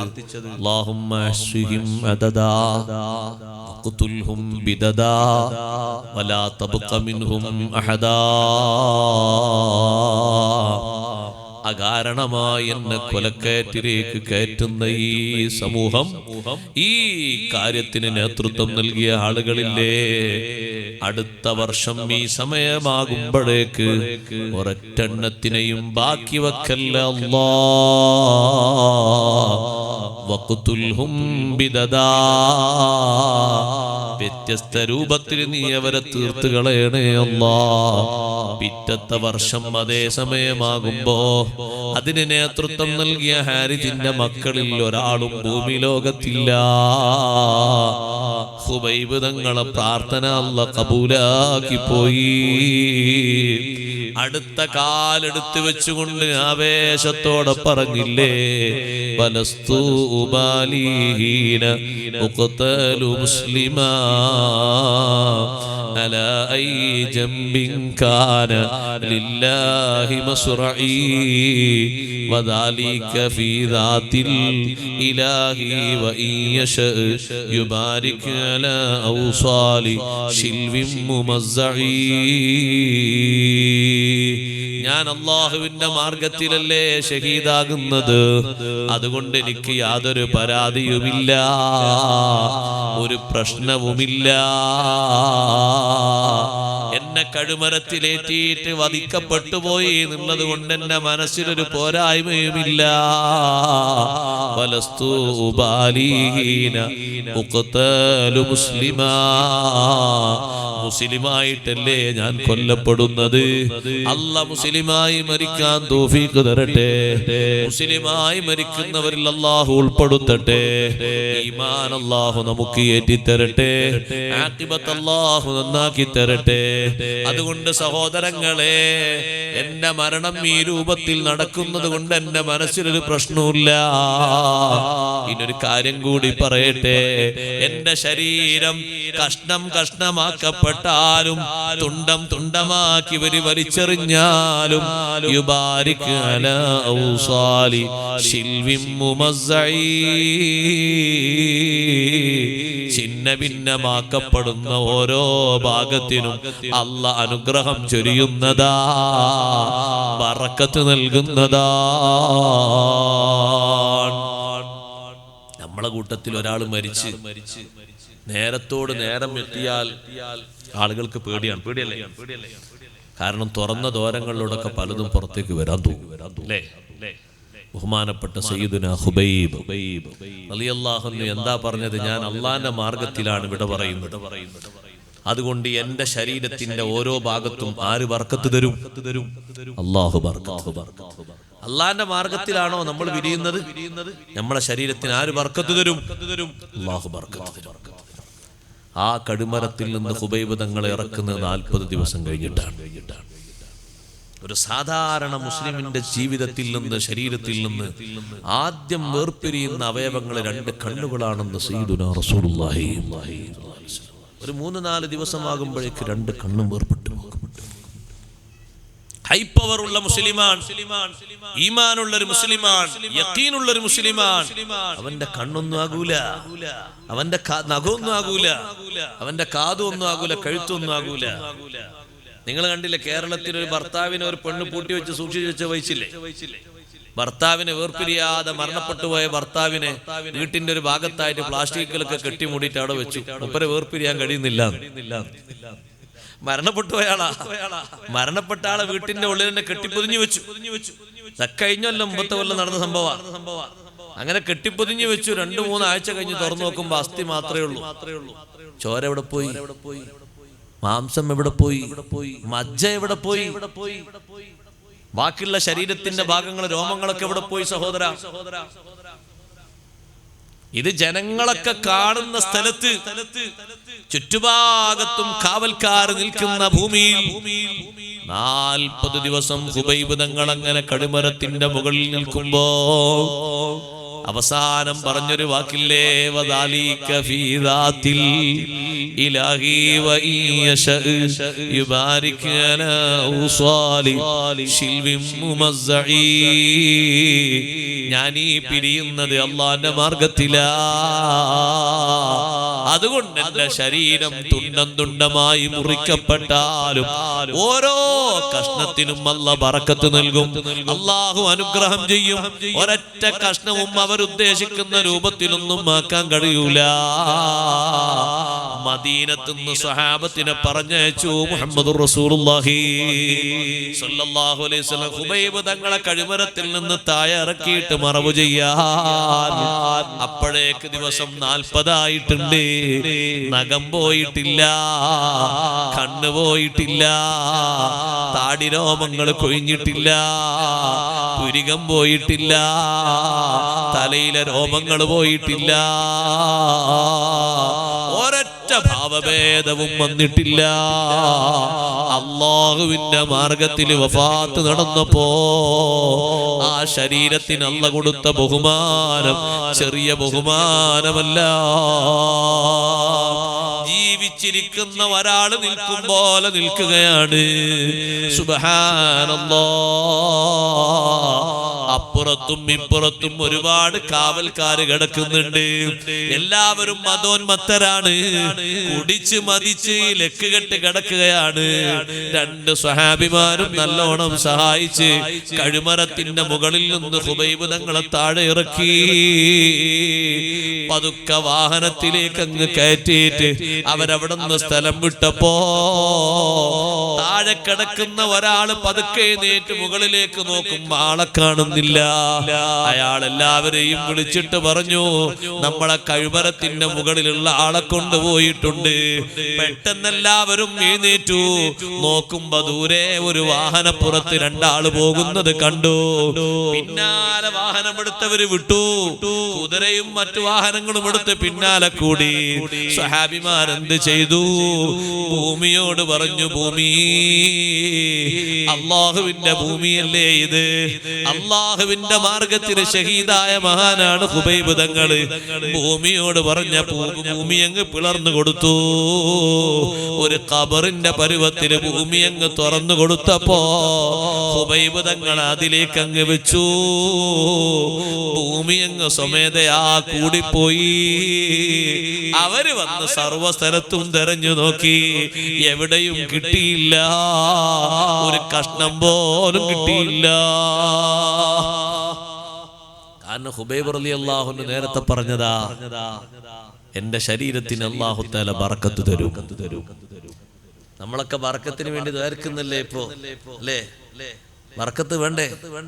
അതിന് പ്രധാനപ്പെട്ട മാർഗം തഖ്വയാണ്. അല്ലാഹുവിനോട് നല്ല ആത്മബന്ധമുണ്ടാകണം. അല്ലാഹുവിനോട് നന്ദി ഉണ്ടാകണം. നന്ദിയുള്ള അടിമയാകണം. ശുക്ർ ചെയ്യുകയാണെങ്കിൽ അല്ലാഹു നിങ്ങളെ തൃപ്തിപ്പെടും. ശുക്ര വേണ്ടത്, നന്ദികേടുണ്ടാകാൻ പാടില്ല. നിസ്കാരം ഉപേക്ഷിക്കുന്ന മനുഷ്യൻ ഏറ്റവും വലിയ നന്ദികേട് ചെയ്യുന്നവൻ. അള്ളാഹുവിന്റെ അനുഗ്രഹങ്ങൾ മുഴുവനും ആസ്വദിച്ച് സുഖിച്ച് അള്ളാഹുവിനെ ഒന്ന് നെറ്റിവെച്ചുകൊണ്ട് ഒരു 5 നേരം അള്ളാഹുവിനെ വണങ്ങാൻ കഴിയാത്ത മനുഷ്യൻ ഏറ്റവും വലിയ ഹതഭാഗ്യനാണ്. അയാളെപ്പോലെ ഭാഗ്യക്കേടുള്ള ആളാരാ? സമൂഹത്തിൽ അത്ര ഭാഗ്യദോഷമുള്ള ആളാരാ? നിങ്ങൾ നോക്ക്. ബഹുമാനപ്പെട്ട മസീഹ് ഈസാ അലൈഹിസ്സലാം, ഈസാ നബി അലൈഹിസ്സലാമിന്റെ അടുത്ത് വന്നിട്ട് ഒരു പെണ്ണ് പറഞ്ഞു, ഈസാ നബിയെ, വലിയ തെറ്റും കുറ്റവും ചെയ്തു പോയി ഞാൻ. എനിക്ക് മാപ്പിന് വേണ്ടിയാ ഞാൻ നിങ്ങളെടുത്ത് വന്നത്. എന്താ നീ ചെയ്ത തെറ്റ്? ഞാൻ എന്റെ ഭർത്താവിനെ അവഗണിച്ച് മറ്റൊരാളുമായി ബന്ധപ്പെട്ടു. ആ അവിഹിത ബന്ധത്തിൽ എനിക്കൊരു കുഞ്ഞ് ജനിച്ചു. കുഞ്ഞിനെ ഞാൻ കൊന്നുകളഞ്ഞു. എനിക്ക് തോപ വേണതിനാ വന്നത്. ഇത് കേട്ട ഉടനെ തന്നെ മഹാനവറുകൾ പറഞ്ഞു, നീ എന്റെ പടിക്കെന്ന് ഇറങ്ങി പോകണം. അള്ളാഹുവിന്റെ അദാബെങ്ങാനും ഇവിടെ ഇറങ്ങിയാലും ഞാനും അതിൽ വിട്ടുപോകും. ആ പെണ്ണ് നിരാശയോടെ പോകുമ്പോ ആ പെണ്ണ് തോബയുടെ മനസ്സുമായിട്ട് വന്നതല്ലേ. ഈസാ നബി അലൈഹിസ്സലാമിനോട് അല്ലാഹു തആല വഹി അറിയിച്ചു, ഈസാ നബിയെ, ആ പെണ്ണിനെക്കാളും മോശപ്പെട്ട ആളുകളില്ലേ സമൂഹത്തിൽ?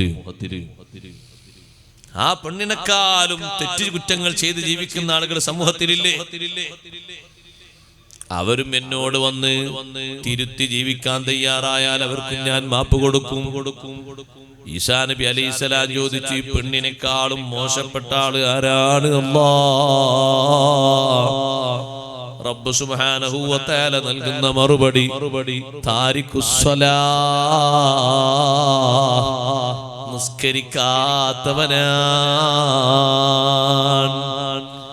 എന്റെ പ്രിയപ്പെട്ട സഹോദരങ്ങളെ, സഹോദരിമാരെ, അഷ്റഫുൽ ഖൽഖ് റസൂലുള്ളാഹി സ്വല്ലല്ലാഹു അലൈഹി വസല്ലം തങ്ങൾ അല്ലാഹുവിന് കൂടുതൽ ശുക്ർ ചെയ്ത മഹാനുഭാവനല്ലേ? തർക്കമില്ലല്ലോ.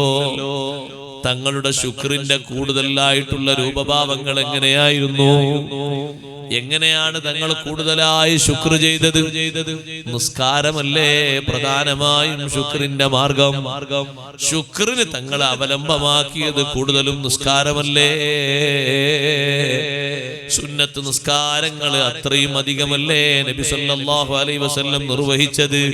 ഫർള് നിസ്കാരം നിയമമാക്കപ്പെടുന്നതിന്റെ മുമ്പ് സുന്നത്ത് നിസ്കാരങ്ങൾ നിയമമാക്കപ്പെട്ടിട്ടുണ്ട്. യാ അയ്യുഹൽ മുസമ്മിലു ഖുമിൽ ലൈല ഇല്ലാ ഖലീലാ നിസ്ഫഹു അവിൻഖുസ് മിൻഹു ഖലീലാ ഔ സിദ് അലൈഹി വറത്തിലിൽ ഖുർആന തർത്തീലാ. ഓ പുതപ്പും പുതച്ച് കിടക്കുന്ന നബിയേ, മുസമ്മിലായ നബിയേ, രാത്രിയിൽ എഴുന്നേറ്റ് തങ്ങൾ നിസ്കരിക്കണം. നിസ്ഫഹു, രാത്രിയുടെ പകുതി ഭാഗം നിസ്കരിക്കണം. അവിൻഖുസ് മിൻഹു, അല്ലെങ്കിൽ അതിനേക്കാൾ കുറഞ്ഞ ഭാഗം നിസ്കരിക്കണം. ഔസിദ് അലൈഹി, അതിനേക്കാൾ കൂടുതൽ നിസ്കരിക്കണം.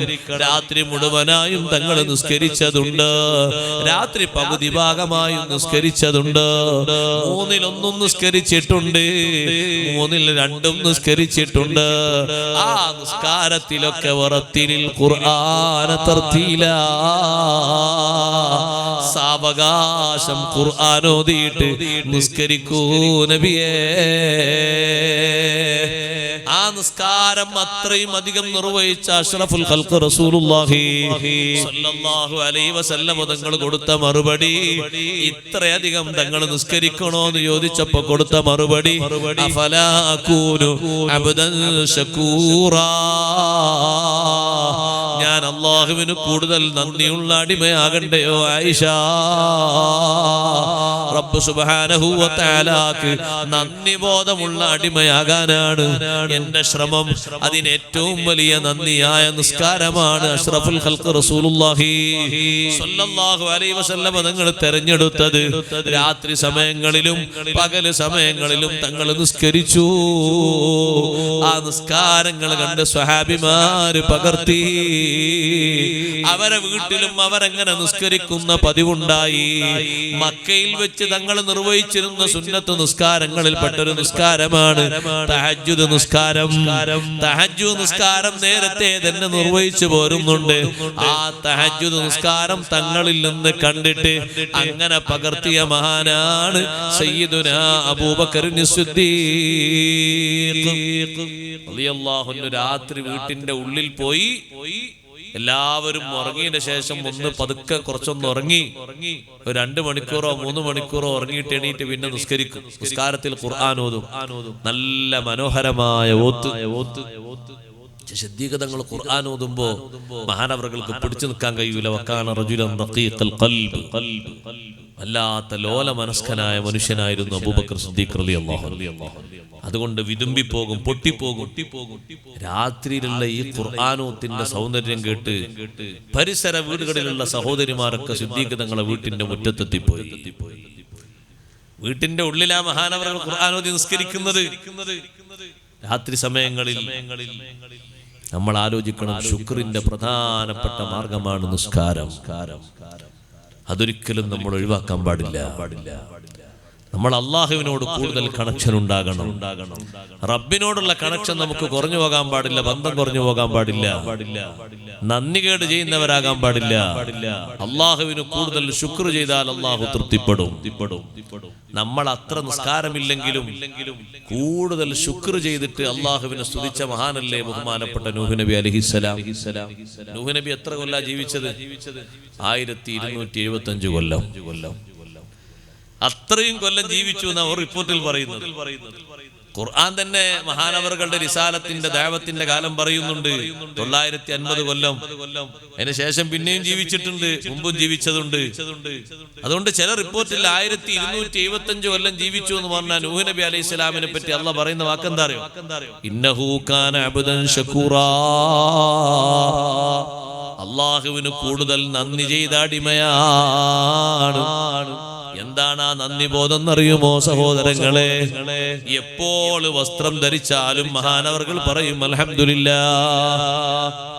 ഒന്ന് ആലോചിച്ച് നോക്കി, ഇന്ന് വസ്ത്രം ധരിച്ചപ്പോൾ നമ്മൾ ആകെ പറയും പെരുന്നാൾക്കൊരു വസ്ത്രം ധരിച്ച് അത്യാവശ്യം കുഴപ്പമില്ലാതെ അൽഹംദുലില്ലാഹ്.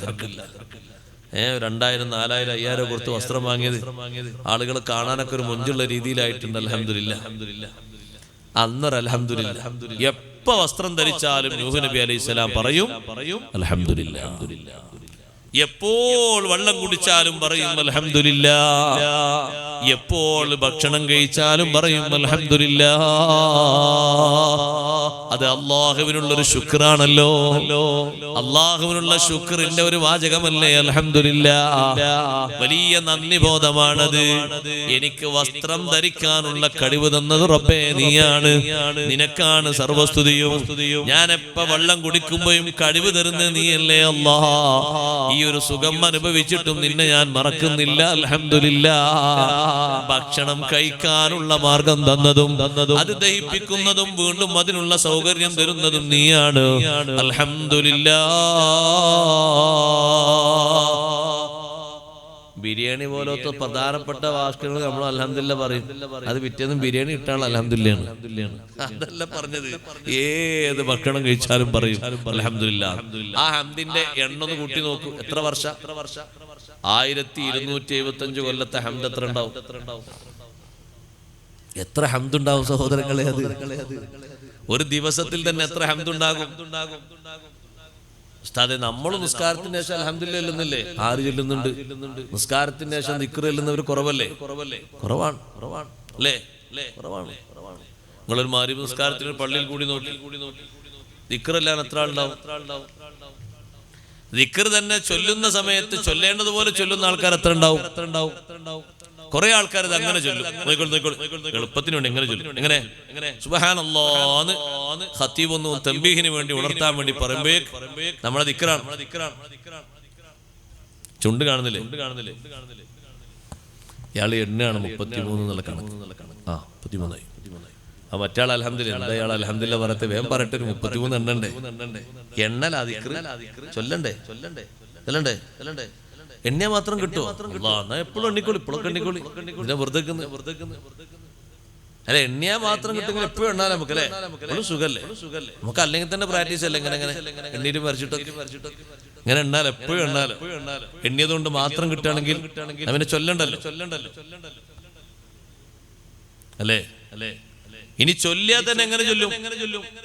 എങ്ങനെയല്ലും കുറെ ആൾക്കാർ ആദ്യം ഒന്ന് സുബ് എന്ന് പറയും, പിന്നെ ഈ സുബു ചില ആൾക്കാർക്ക് പേര് ഷോർട്ടാക്കി വിളിക്കും സുബു എന്ന്. അങ്ങനെ ദിക്റുണ്ടോ? സുബു അൽഹംദുലില്ലാഹ് പറയുമ്പോ എങ്ങനെ മാത്രം അങ്ങനെ ദിക്റുണ്ടോ? ഞാൻ പറഞ്ഞു ചൊല്ലൂല. ദിക്റായി ചൊല്ലുമ്പോ എങ്ങനെ ചൊല്ലണം? അൽഹംദുലില്ലാഹ് കൂട്ടി ചൊല്ലുമ്പോ അൽഹംദുലില്ലാഹ് അൽഹംദുലില്ലാഹ് അൽഹംദുലില്ലാഹ് അൽഹംദുലില്ലാഹ് അൽഹംദുലില്ലാഹ് അൽഹംദുലില്ലാഹ്. അത് നേരം കുറേ ആകൂലേ? ആയുസ് തന്നെ കുറവല്ലേ മോനെ ഉള്ളൂ. ഉള്ള ആയുസിൽ തന്നെ വട്ടത്തിനൊന്ന് ചൊല്ലിക്കൂടെ? ചൊല്ലുന്നത് 33 ആണെങ്കിൽ അതൊന്ന് റാഹത്തോടെ ചൊല്ലിക്കൂടെ?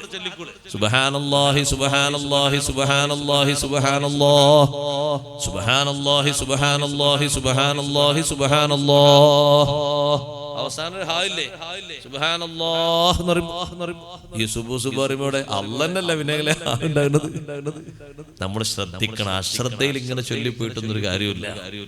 അതാ ഞാൻ പറഞ്ഞ ഹംദ് ചൊല്ലല്ല. ഞാൻ പറഞ്ഞ ഈ അർത്ഥത്തിലാ. നമ്മൾ ചൊല്ലുന്ന ഹംദ് ആകണ്ടേ സഹോദരങ്ങളെ? കുറച്ചെങ്കിലും ആകണ്ടേ? ആ ഒരു 33 5 വക്ത് ശേഷവും കിട്ടുകയാണെങ്കിൽ എത്ര ഹംദായി അല്ലേ? അല്ലാഹു തൗഫീഖ് തരട്ടെ. ഒരുപാട് ദിക്റായില്ലേ? ഒരു നിസ്കാരത്തിന്റെ ശേഷം തന്നെ 110 ദിക്ർ. അപ്പൊ 5 നിസ്കാരത്തിന്റെ ശേഷം കൂട്ടി നോക്കുമ്പോ 550 ദിക്റായി. അതൊരു കനപ്പെട്ട സ്വത്തല്ലേ? ചെറുതൊന്നുമല്ലത്, വലിയൊരു മുതലാണ്, സമ്പാദ്യമാണ്. നഷ്ടപ്പെടുത്താതെ ചൊല്ലുന്ന ആളുകൾക്ക് ആഖിറത്തിലേക്ക് വലിയൊരു സമ്പാദ്യമാണ്. ആ ഒരു നിലക്ക് അള്ളാഹുവിനെ നല്ല ഓർമ്മയുള്ള മനുഷ്യനാണെങ്കിൽ അവനെത്ര പ്രതിസന്ധിയിൽപ്പെട്ടാലും റബ്ബ് സുബ്ഹാനഹു വ തആല അവന് നല്ല ഐശ്വര്യം നൽകും, നല്ല കെൽപ്പ് നൽകും. അള്ളാഹുവിനോടുള്ള കണക്ഷൻ നമ്മൾ വിടരുത്. റബ്ബിനോടുള്ള ബന്ധം നമ്മൾ ഒഴിവാക്കരുത്. എപ്പോഴും നമ്മുടെ ശരീരവും നമ്മുടെ മനസ്സും അള്ളാഹുവിനോട് കടപ്പെട്ടതാണ്. കാരണം ഈ ബോഡി നമുക്ക് എന്ന് പറയുന്നത് ഒരു വാടകയാണ്. ഇതിന്റെ ഉടമസ്ഥൻ, ഇതിന്റെ ഖാലിഖ് റബ്ബ് സുബ്ഹാനഹു വ തആലയാണ്. എന്റെ ശരീരം എന്റെ കഴിവുകൊണ്ട് വളർന്നതല്ല, ഞാൻ ഉദ്ദേശിച്ചിട്ട് വികസിച്ചതല്ല. മാറ്റങ്ങൾ എന്റെ സംഭാവനയല്ല.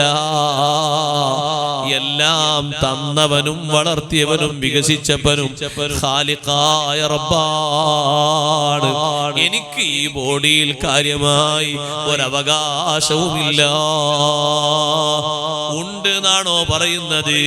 അള്ളാഹുവിന് പുറമെ അള്ളാനെ കൂടാതെ ഒരു സ്വന്തം കഴിവുണ്ട് എന്നാണോ പറയുന്നത്? അള്ളാഹു വെല്ലുവിളിക്കുന്നുണ്ട് നമ്മളെ സഹോദരങ്ങളെ. ഫലൗലാ ഇൻ കുൻതും ഗൈറ മദീനീൻ തർജിഊനഹാ ഇൻ കുൻതും സാദിഖീൻ. നിങ്ങളൊന്നും അള്ളാന്റെ കീഴിൽ ജീവിക്കുന്നവരല്ല, സ്വന്തമായിട്ട് കഴിവും ശേഷിയും കൊണ്ട് ജീവിക്കുന്നവരാണെങ്കിൽ അപ്പുറപ്പെടുന്ന റൂഹിനെ ഒന്ന് മടക്കി വിളിക്കുമോ? ഒന്ന് മടക്കി തരാൻ പറയുമോ? അതിന് വല്ല ഉപകരണങ്ങളും ഉപയോഗിക്കുമോ? വല്ല മാധ്യമങ്ങളെയും കൂട്ടുപിടിക്കുമോ? ഫലൗലാ ഇൻ കുൻതും ഗൈറ മദീനീൻ. തൊണ്ടക്കുഴിയിൽ റൂഹെത്തുമ്പോ എല്ലാവരും കണ്ണും തുറിച്ച് നോക്കുന്നില്ലേ? അല്പമെങ്കിലും ഒരു കൊല്ലം കൂടി കിട്ടിയെങ്കിലെന്ന് വിചാരിച്ച് അള്ളാഹു പറയുന്നു, വനഹ്നു അഖ്റബു ഇലൈഹി മിൻകും വലാകിൻ ലാ തുബ്സിറൂൻ. മരിക്കാൻ കിടക്കുന്ന മനുഷ്യന് നിങ്ങളെക്കാളും വലിയ ബന്ധവും അടുപ്പവും നമുക്കാണ്. ആരുടെയും കീഴിലല്ല നിങ്ങളെ ജീവിതം എന്ന മോഹമുണ്ടെങ്കിൽ, അങ്ങനെ താല്പര്യമുണ്ടെങ്കിൽ ആ പിരിയുന്ന റൂഹൊന്ന് മടക്കി തരൂ സഹോദരാ. തർജിഊനഹാ ഇൻ കുൻതും സാദിഖീൻ. നിങ്ങളെ വാദത്തിൽ നിങ്ങൾ സത്യവാന്മാരാണെങ്കിൽ ഈ പോകുന്ന റൂഹിനെ ഒരാഴ്ച കൂടി നിൽക്കട്ടെ, ഒരു മാസം കൂടി നിൽക്കട്ടെ, ഒരു വർഷം കൂടി നിൽക്കട്ടെ, ഒന്ന് മടക്കുമോ? അള്ളാഹു ചോദിക്കുകയാണ്. പലരും റിപ്പോർട്ട് വായിക്കാറില്ലേ? ആശുപത്രിയിൽ എത്തിച്ചു, പക്ഷേ ജീവൻ രക്ഷപ്പെടുത്താനായില്ല. ആർക്ക് കഴിയും സഹോദരങ്ങളെ ജീവൻ രക്ഷപ്പെടുത്താൻ? ആർക്കും കഴിയൂല. കാരണം ജീവൻ തന്നവനാരാണ്? അല്ലാഹുവല്ലേ. അല്ലാഹുവിനല്ലേ അതിന്റെ നിയന്ത്രണമുള്ളത്, അവനല്ലേ അതിന്റെ കൈകാര്യകർത്തൃത്വമുള്ളത്. നമുക്കാർക്കും അല്ലാതൊരു ചാൻസ് തന്നിട്ടില്ലല്ലോ. നമുക്കാർക്കും അല്ലാഹു അതിന് വകുപ്പ് തന്നിട്ടില്ലല്ലോ. ദുനിയാവിൽ കുറെ കാലം ജീവിക്കണോ, അതല്ല ഇപ്പോൾ തന്നെ പിരിയണോ എന്ന നിലക്ക് അഷ്റഫുൽ ഖൽഖ് റസൂലുള്ളാഹി സ്വല്ലല്ലാഹു അലൈഹി വസല്ലം തങ്ങൾക്ക് അല്ലാഹ് ഖിയാർ നൽകിയിരുന്നു. നമുക്കങ്ങനെ ഖിയാറുണ്ടോ? നമ്മളോട് വന്നാരെങ്കിലും ചോദിക്കുമോ നാളെ പോകണോ, അടുത്ത കൊല്ലം പോകണോ, പിറ്റത്തെ കൊല്ലം പോകണോ? അങ്ങനെ ഒരു ചോദ്യമുണ്ടോ? ഇല്ലേ, ഇല്ല. സമയമാകുമ്പോ പിടിക്കപ്പെട്ടു പോയി. പിന്നെ നമ്മളൊന്നിനും കഴിയാത്തവരായി കൈമലർത്തി കിടന്നുപോയി. ഇന്നലെ വരെ വെല്ലുവിളിച്ചവനും, ഇന്നലെ വരെ വീമ്പ് പറഞ്ഞവനും, ഇന്നലെ വരെ സ്വന്തം ശരീരത്തെ നിയന്ത്രിക്കാതെ നടന്നവരും ഒരുപോലെ കിടന്നുപോയി. മുതലാളി കിടക്കുന്നതും തൊഴിലാളി കിടക്കുന്നതും ഭരണകർത്താവ് കിടക്കുന്നതും പ്രജ കിടക്കുന്നതും ഒരേ രൂപത്തിലാ. എല്ലാവരും കൈമലർത്തിയ, ആരും ഒന്നു കൊണ്ടുപോകുന്നില്ല. സമ്പാദ്യ മുതലിൽ നിന്ന് 3 കഫംപുടയല്ലാതെ ഒന്നും കൊണ്ടുപോകുന്നില്ല. പോകുന്ന സമയത്തും അല്ലാഹുവിനോട് നിനക്ക് ബന്ധമുണ്ടോ? ആ ബന്ധത്തിന് ഏറ്റവും വലിയ കാരണമായ അഷ്റഫുൽ ഖൽഖ് റസൂലുള്ളാഹി സ്വല്ലല്ലാഹു അലൈഹി വസല്ലം തങ്ങളോട് ബന്ധമുണ്ടോ? എന്നാൽ രക്ഷപ്പെടാം, അല്ലെങ്കിൽ നമ്മുടെ കാര്യം കഷ്ടം തന്നെ. അല്ലാഹുവിനോട് കൂടുതൽ ശുക്ർ ചെയ്യണം. അല്ലാഹു തരുന്ന അനുഗ്രഹങ്ങൾ നമുക്ക് വലുതാണ്, ചെറുതല്ല. ചെറുതാ നമുക്ക് അല്ലാഹു തആല തന്ന വലുതാ, ചെറുതായി തോന്നുന്നുണ്ടല്ലേ? നമ്മളെ ഉപ്പാപ്പമാരൊക്കെ നമ്മൾ കണ്ട സൗകര്യങ്ങൾ കണ്ടോ? ഉപയോഗിച്ചോ? സ്വപ്നത്തിൽ പോലും പലരും കണ്ടിട്ടുണ്ടാവില്ല, അല്ലേ? നമ്മളെ ഉപ്പാപ്പമാര് പൂർവികരായ ആളുകളൊക്കെ നല്ല AC ഫിറ്റ് ചെയ്ത പള്ളിയിൽ ഇരുന്നാണോ ഇത്തിക്കാഫിരുന്ന്? ആണോ? നിസ്കരിച്ചിരുന്നത്, ഖുർആൻ ഓതിയിരുന്നത്? അത്തരത്തിലുള്ള റൂമിലാണോ അവർ കിടന്നുറങ്ങിയിരുന്നത്? നമുക്ക് എത്ര വലിയ നിഅമത്താ അല്ലാഹു തന്നത്. എത്ര കോടിക്കണക്കിന് അനുഗ്രഹങ്ങളാണ് അള്ളാഹു തന്നത്. പക്ഷെ ഇപ്പോഴും എൻ്റെ നിങ്ങളെ മനസ്സിൽ എന്താ ഉള്ളതെന്ന് അറിയാം. നിങ്ങളെ മനസ്സിൽ എനിക്കറിയില്ല. നമ്മളൊക്കെ മനസ്സിൽ എന്താ ഉള്ള പോരാ പോരാ പോരാ ആയിട്ടില്ല, ഇനി എത്ര കിട്ടാണ്ട്, നാളെ ഖജനാ വിശാലിലൊക്കെ പോന്നോട്ടെ. തന്നതിന് മാത്രം വല്ലതുണ്ടോ? വല്ല ശുക്രു, എത്ര ശുക്ർ. ഇന്നലെ ഞാൻ അൽഹംദുലില്ലാ പറഞ്ഞില്ലേ, ഇതുവരെ ജീവിച്ചതിനൊക്കെ കൊടുത്തല്ലേ അൽഹംദുലില്ലാ. മതിയോ? മതിയാ സഹോദര. പറഞ്ഞ അൽഹംദുലില്ലക്ക് വേറെ ഹംദ് പിന്നെ പറയണ്ടേ? ഈ അൽഹംദുലില്ലാ എല്ലാം തൗഫീഖ് എന്ന അല്ലാഹു അല്ലേ, ആ തൗഫീഖിന് വേറെ പറയണ്ടേ അൽഹംദുലില്ലാ. അങ്ങനെ കൂട്ടി നോക്കുമ്പോ ഹംദ് തീരുമോ? നിഅമത്ത് തീരുമോ? നിഅമത്ത് ഒരുപാട് ബാക്കിയുണ്ട്.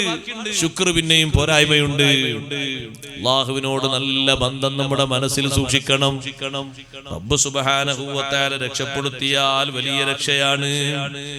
അതല്ലേ സഹോദരങ്ങളെ ഏറ്റവും വലിയ പ്രതീക്ഷ. അതിനേക്കാളും വലിയൊരു പ്രതീക്ഷ നമുക്കില്ല. അല്ലാഹു തരുന്ന മഗ്ഫിറത്താണ് ഏറ്റവും വലിയ മഗ്ഫിറത്ത്. റബ്ബ് തരുന്ന റഹ്മത്താണ് ഏറ്റവും വലിയ റഹ്മത്ത്. അല്ലാഹുവിന്റെ അനുഗ്രഹത്തിൽ നിന്ന് നിരാശപ്പെടേണ്ടതില്ല. നമുക്ക് നൽകാനുള്ളത് ദുനിയാവിലും ആഖിറത്തിലും അല്ലാഹു തരും. പക്ഷേ അല്ലാഹുവിനോട് നല്ല ബന്ധം കൂടുതലാക്കണം. നല്ല സുഹൃതങ്ങൾ സമ്പാദിക്കാൻ പറ്റുന്ന ദിനരാത്രങ്ങളാ വരുന്നത്, മാസങ്ങളാ കടന്നു വരുന്നത്. മനസ്സ് അല്ലാഹുവിലേക്ക് അടുപ്പിക്കണം. പ്രവർത്തനങ്ങൾ അല്ലാഹുവിന്റെ പൊരുത്തത്തിലാകണം. വാക്കുകളും ചെയ്തികളും ആ രൂപത്തിൽ നിയന്ത്രിക്കണം. അല്ലാഹു അതിന് തൗഫീഖ് നൽകുമാറാകട്ടെ. വലിയ മഹാനുഭാവനല്ലേ ഹസനുൽ ബസരി റഹിമഹുല്ലാഹ്. വലിയ ഭാഗ്യം കിട്ടിയ മഹാനാണ്. ഉമ്മു സലമ റളിയല്ലാഹു അൻഹയുടെ ശിക്ഷണത്തിൽ തർബിയത്തിൽ വളരാൻ കഴിഞ്ഞ മഹാനാണ്. ലോകത്തുള്ള മുഅ്മിനീങ്ങളുടെ മാതാക്കളിൽപ്പെട്ടൊരു മാതാവല്ലേ അഷ്റഫുൽ ഖൽഖ് സല്ലല്ലാഹു അലൈഹി വസല്ലം തങ്ങളുടെ പത്നിയായ ഉമ്മു സലമ ബീവി റളിയല്ലാഹു അൻഹാ. അവരുടെ തർബിയത്തിലായി കുട്ടിക്കാലത്ത് വളരാൻ ഭാഗ്യം കിട്ടിയ മഹാനാണ് ഹസനുൽ ബസരി റഹിമഹുല്ലാഹ്. സ്വഹാബി അല്ലെങ്കിലും താബിഈയാണ്. ഒരുപാട് സ്വഹാബിമാരെ കണ്ട് ജീവിച്ച മഹാനാണ്. ആ ഹസനുൽ ബസരി തങ്ങളെ സമീപത്ത് വന്ന് ഒരുപാട് കുറ്റകൃത്യങ്ങൾ ചെയ്ത ഒരു മനുഷ്യൻ തൗബ ചെയ്തപ്പോൾ ഹസനുൽ ബസരി തങ്ങൾ ആ മനുഷ്യന് വേണ്ടി ദുആ ചെയ്ത് ഉപദേശം കൊടുത്ത് മടക്കി വിട്ടു. പിന്നെ നാട്ടിൽ തിരിച്ചുപോയി. പിന്നെയും പഴയതുപോലെയായി. ഹസനുൽ ബസരി തങ്ങൾ അടുത്തേക്ക് ആ മനുഷ്യൻ മടങ്ങി വന്നത് ഓരോ തെറ്റിൽ നിന്നും തൗബക്ക് വേണ്ടി വന്നത് 70 പ്രാവശ്യമാണ്. ഒരു പ്രാവശ്യം തൗബ ചെയ്യും, പിന്നെയും പോവും, പിന്നെയും തെറ്റ് ചെയ്യും. അങ്ങനെ 10-20 പ്രാവശ്യം ഹസനുൽ ബസരി തങ്ങൾ അടുത്ത് വന്ന് എനിക്ക് തൗബ വേണം, സംഭവിച്ചു പോയി, ദുആ ചെയ്യണം, എനിക്ക് അല്ലാഹ് തൗബ തരണം എന്ന പ്രതീക്ഷയോടെ തൗബ ചെയ്തിട്ട് തിരിച്ചു പോകുന്ന മനുഷ്യൻ വയസ്സിന്റെ അവസാന ഘട്ടമെത്തിയപ്പോ മരണം മുന്നിൽ കാണുമ്പോ അടുത്ത് നിൽക്കുന്ന ഉമ്മാനോട് പറയുന്നു, ഉമ്മാ,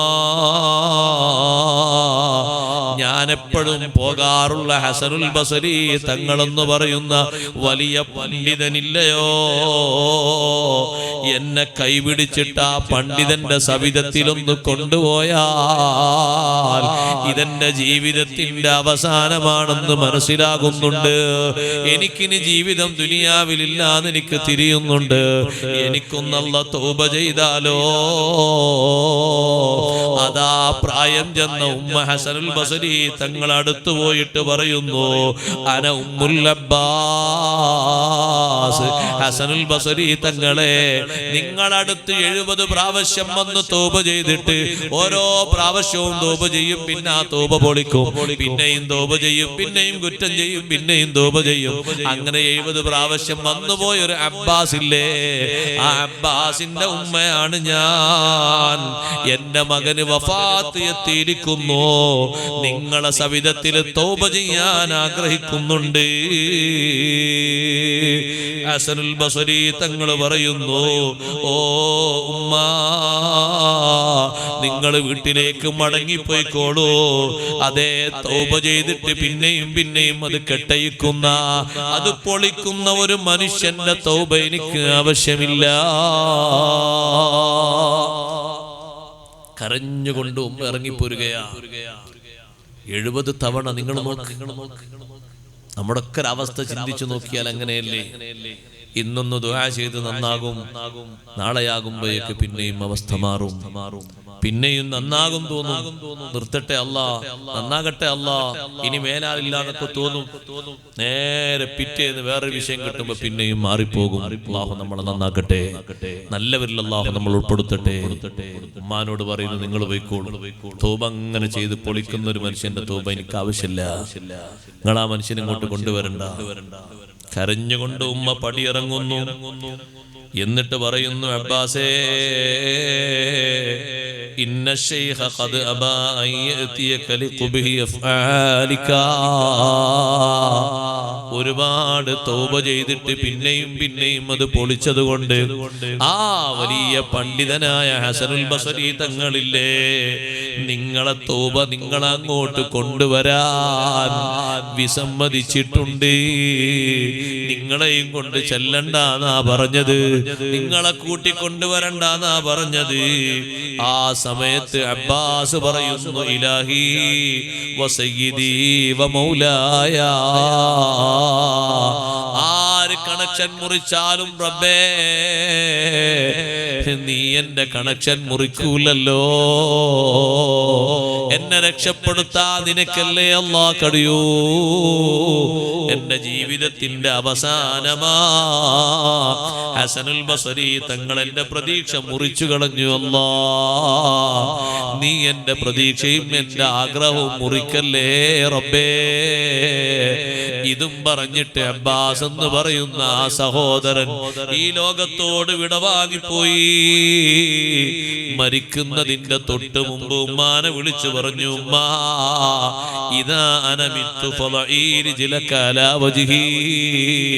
എനിക്ക് അവസാനം ഒരു മാർഗം തോന്നുന്നത്, ഞാൻ മരിച്ചാൽ നിങ്ങളെ കാലെടുത്ത് എന്റെ മുഖത്തൊന്ന് വെക്കണേ ഉമ്മാ.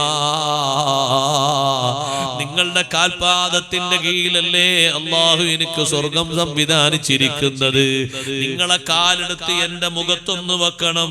എന്നിട്ട് വളഈ ഫീ റഖബതി ഹബ്ലാ, എന്റെ പെരടിയിൽ നിങ്ങളൊരു കയറ് കെട്ടി ബന്ധിപ്പിക്കണം. എന്നിട്ട് അങ്ങാടിയിലൂടെ എന്നെ വലിച്ചു കൊണ്ടുപോകണം. എന്നിട്ട് ഉമ്മ നിങ്ങൾ പറയണം, ഹാദാ ജസാഉ മൻ അസല്ലാ, അല്ലാഹുവിനെ എതിര് ചെയ്തവർക്കുള്ള പ്രതിഫലമാണിത് എന്ന് വിളിച്ചു പറയണേ ഉമ്മ. അതെങ്കിലും അല്ലാഹ് കാണുമ്പോ അവൻ എനിക്ക് റഹ്മത്ത് ചെയ്യുമല്ലോ. അബ്ബാസ് എന്ന് പറയുന്ന സഹോദരൻ മരണപ്പെട്ടപ്പോൾ സ്വന്തം മകന്റെ ആഖിറം രക്ഷപ്പെടുത്താൻ വേണ്ടി ഉമ്മ കാലെടുത്ത് മുഖത്ത് വെക്കാൻ നോക്കുമ്പോ ഉമ്മ കേൾക്കുന്ന ശരീരം എന്താണെന്നറിയോ? ലാ തളഈ ഖദമക മൗളി അസ്സുജൂദ്. ഓ അബ്ബാസ് എന്നവരുടെ മാതാവേ, നിങ്ങളെ മകൻ ഒരുപാട് തെറ്റുകുറ്റങ്ങൾ ചെയ്ത ആളാണെങ്കിലും എനിക്ക് വേണ്ടി നെറ്റിവെച്ച ഒരു അവയവം, ഒരു മുഖമാണല്ലോ. ആ മുഖം എന്റെ സുജൂദിന് വേണ്ടി, എനിക്ക് വേണ്ടി സുജൂദിലായി വെച്ച മുഖമല്ലേ ആ മുഖം. സുജൂദിന്റെ അവയവമാകുന്ന മുഖത്ത് കാല് വെക്കല്ലേ ഉമ്മ. എനിക്ക് വേണ്ടി നന്ദി ചെയ്തിട്ട് നിസ്കരിച്ച് സുജൂദ് ചെയ്ത വ്യക്തിയല്ലേ അബ്ബാസ്. തെറ്റുകുറ്റങ്ങളൊക്കെ ചെയ്തിട്ടുണ്ട്, ശരിയാണ്. അതുകൊണ്ട് വഅലമി അന്നല്ലാഹ സുബ്ഹാനഹു വ തആല ഖദ് ഗഫറ ലഹു വഅതഖഹു മിനന്നാർ. സുജൂദ് ചെയ്ത് നിസ്കരിച്ച മനുഷ്യനായതുകൊണ്ട് റബ്ബ് തആല പുറത്തിരിക്കുന്നു, മാപ്പ് ചെയ്തിരിക്കുന്നു. സംസ്കരണ പ്രവർത്തനങ്ങൾ നടത്തിയിട്ട് നിസ്കാരം നിർവഹിച്ച് മറവ് ചെയ്യാൻ പറയൂ. ആ ഒരു അശരീരി കേട്ടപ്പോ ഉമ്മ വല്ലാതെ സന്തോഷിച്ചു പോയി. എന്റെ മകനല്ല പുറത്തു കൊടുത്തല്ലോ, എന്റെ മകനല്ല തൗബ സ്വീകരിച്ചല്ലോ. കാല കാലൊന്ന് പൊക്കിയിട്ട് മുഖത്ത് വെക്കാൻ നോക്കുന്ന സമയത്ത് അള്ളാഹുവിന്റെ ഭാഗത്തു നിന്നുള്ള വിളിയാളം സുജൂദ് ചെയ്ത അവയവമാണ്. അതിന് ബഹുമാനമുണ്ട്. ആ ശുക്ർ അല്ലാഹു സ്വീകരിച്ചിട്ടുണ്ട്.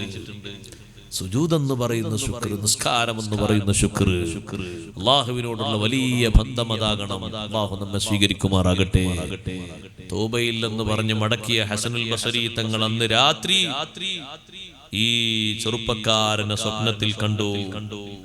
ഹസനുൽ ബസരി തങ്ങളോട് ആ ചെറുപ്പക്കാരൻ പറഞ്ഞു, അള്ളാഹു എന്റെ തൗബ സ്വീകരിച്ചു, എന്നെ അല്ലാഹു തആല മോചിപ്പിച്ചു, തെറ്റുകുറ്റങ്ങളിൽ നിന്ന് മോചിപ്പിച്ചു, അല്ലാഹു എനിക്ക് വലിയ മഗ്ഫിറത്ത് നൽകി. ഹസനുൽ ബസരി തങ്ങള് നിങ്ങൾക്ക് അല്ലാഹു ഇനിയും ഇനിയും ജസാ തരട്ടെ എന്ന് സ്വപ്നത്തിൽ ആ ചെറുപ്പക്കാരനോട് പറഞ്ഞു. ഞാൻ എൻ്റെ സഹോദരങ്ങളോട് പറയുന്നത്, അല്ലാഹുവിനോടുള്ള കണക്ഷൻ ശുക്ർ നമ്മുടെ ജീവിതത്തിലെ പ്രധാനപ്പെട്ട അമലായി മാറി. നമ്മുടെ സ്വഭാവങ്ങളിൽ അല്ലാഹുവിനോടുള്ള ഇടപാടുകൾ, കാര്യങ്ങൾ പടച്ച റബ്ബിലേക്ക് മനസ്സ് തിരിക്കണം, അല്ലാഹുവിലേക്ക് ശുക്ർ ചെയ്യണം, ജീവിതത്തിൽ അതിനു വേണ്ടി അധ്വാനിക്കണം. അല്ലാഹു തആല തൗഫീഖ് തരട്ടെ. നമ്മുടെ മജ്ലിസ് അല്ലാഹു തആല ഖബൂലാക്കി തരട്ടെ.